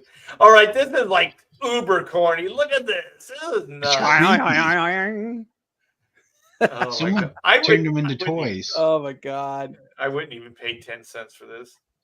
Uh, Look at the family. They're all dressed real nice. It's like, hey, come on. You can afford to get your kids presents. Why do you have to have Batman and Robin do it? Or maybe Batman and Robin work for the rich fat cats of Gotham. This is how they moonlight. Maybe. That's how they make their big bucks. But look at they're on a Maybe spring. This is weird. the toy man has messed them up. Also, this is just a horrible composition. There's nothing good about this cover. No. Like everything is cropped. It's like, look at the Christmas tree. You couldn't move that over a little bit? No, we're gonna get rid of Exactly. the title. No, The lady's half of her ass is gone. The hand is cropped. the hand is cropped. Yeah. Like you guys could have like it almost looks like the artwork was enlarged too much for the cover. It Because might the have little been. girl in her 'Cause- foot. Yeah, this could have been cropped by whoever posted it too, because the little girl's foot is like right on a crop. So that's Yeah. kind of bizarre. Yeah. In the corner of the box. It's all messed up. Okay. I just got to ask you guys. All right, Batman's one of the coolest characters in the world, right? Not here. Yeah. How did he get there, man? Some magic character. This is Turn so him into bad. toys. He lost all his money and he had to get a side gig for extra money. Well, it's not even making money because they don't have any legs. Like it's got to be some magic. They got turned He had to into sell his Jack in the legs. Boxes. Yeah, Yeah, he had to sell his- they got turned into Jack in the Boxes. Oh my gosh! It's a Yeah, and mixed the up plus or imagination, something. and I'm sure the story was just as good as the cover. Oh shit. God, it was probably even worse. It made no sense. Yeah, Like, wait Oh, a minute, my why was God. Batman and Robin Jack in Boxes? And they're like, that was a cover, kid. it's 10 cents. Here you go. Yeah, Here you go. It's screw 10 off, cents. you little brat. Yeah. All right. Well, let's do a little promo, a little Christmas promo. Let's get Clint and Rob, get your stuff. Let's cue it up. Let's make this quick. Come on, let's do this. Getting pressured. Getting pressured. Here we go. I win. Oh, Mains of Mayhem. Got there first. Bow chicka bow bow. For your Christmas stocking stuffer, wouldn't you love to stuff one of the Maidens of Mayhem? Hey, what the What did I say? tagline and everything he's selling? I like that Clint just stopped after that because he was like, "What else is there to say?" What else is there to say? Enough said. So, Maidens of Mayhem is in demand on Indiegogo. We've been picking up some more backers while we've been in demand. The main book is finished. I'm working on the art book and all the extras. This should be coming out hopefully around March-ish is what I'm shooting for. But I mean, the due date is June, but I like to get my books out early. So the main thing is it's a 60-page adults only comic featuring stories of the Blue Bombshell, Pirate Queen, Sword Maidens. There's adult content and nudity, so warnings. Not for cheese. Lots of fun, lots of action, lots of hot chicks. You get all three bangs for your buck. You get a superhero story, you get a sci-fi story, and you get a swords and sorcery story. So if you're fans of any of that kind of content, we've got it all for you. And if you back it with the art book, you're going to get a new Blue Bombshell story that features Thundercock, her new arch enemy. Ooh. And also, if you back that level tier, you're going to get an adult digital Super Tits origin story. Super Tits is the Blue Bombshell's new arch enemy. She is a lonely girl's model who decides to become a superhero to like prop up her lonely girls fan page. And it's kind of a play on all these cosplay girls milking money out of guys that they have no idea about being a superhero. So I'm telling you, Clint. I'm sorry to interrupt, but no, go for it. You know how we were talking about the She-Hulk TV show on Disney Plus. I'm like, the perfect writer for that show is you. I swear, like when you're telling me like all that stuff, I'm like, this would be hilarious. Like, I mean, you'd have to, kind of play down some of the content a little bit.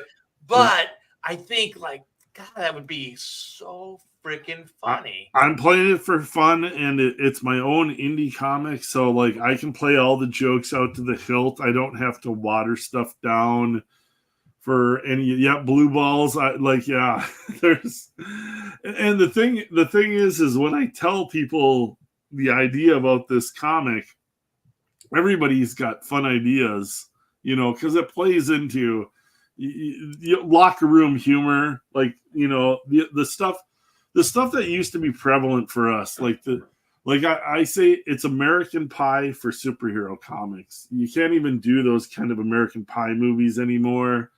So it's that kind of high school locker room humor with hot chicks, superhero action, sci-fi stuff. You get some nudity, some fun. I like to draw hot chicks. So if you're into that kind of stuff, this is right up your alley. And I don't tone down anything for anybody because it's my own comic. I can do what I want in it. So a lot of you guys fun.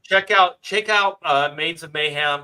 It's in demand right now. The link is in the description. Bob, Comic Book Bob, is putting links in the chat as well. So click on a link, go check it out. And if you like what you see, give it a backing. And next up, we got Mr. Rob Hunter. Rob? Yes. So this is Death Raider. This is I'm writing, penciling, marker, inks. I love the excitement. I love the energy, Rob. Oh, thank you. It's so it's an origin story of Death Raider. It's a cyberpunk sci-fi superhero adventure story. It's pretty much Batman meets Ghost Rider meets Wolverine. Those are the inspirations for the Death Raider concept. And he's a MARSOC Marine who gets critically injured, loses his legs, but in the same explosion that takes his legs, he gains some alien knowledge, which lets him build up the Death Raider armor, which is it's actually the armor is the Death Raider. And he's fighting off an alien infiltration. It really is. It's a fast-paced action adventure story of he's just trying to stay alive, and at the same time he's trying to get revenge for his team who was killed in an ambush. Every page I've seen of this, Rob, is absolutely fantastic. You are killing it with the art. The story sounds amazing. So you guys, Death Raider, the link is in the description as well. So yeah, Rob's posted some new pages up. So click the link and go check it out. And if you like what you see, give it a backing. Yeah. Fantastic. Yeah. Yeah. And of course, Black and White is in demand. The book is done. And the pages are going out to the letterer right now. We brought in Kurt Hathaway. He's the original letterer from the 1995 Image comic version. Oh, cool. So he's back. He's a friend. I didn't know he was still doing lettering. So I recontacted or got in contact with him again and started up a friendship again and all that stuff. And it's like, hey, man, you still doing this? He's like, yeah. So I was like, okay, you're in. You're in, buddy. So So that's Black and White, Man versus Machine. Thank you guys so much for the support, and thank you for giving me the time to do what I think is the work of my career. So I do appreciate it, and it will be shipping before you guys know it. So I want to thank everybody in the chat. Thank you for the super chats. I want to thank the pontificators, Clint, Rob, and Bob.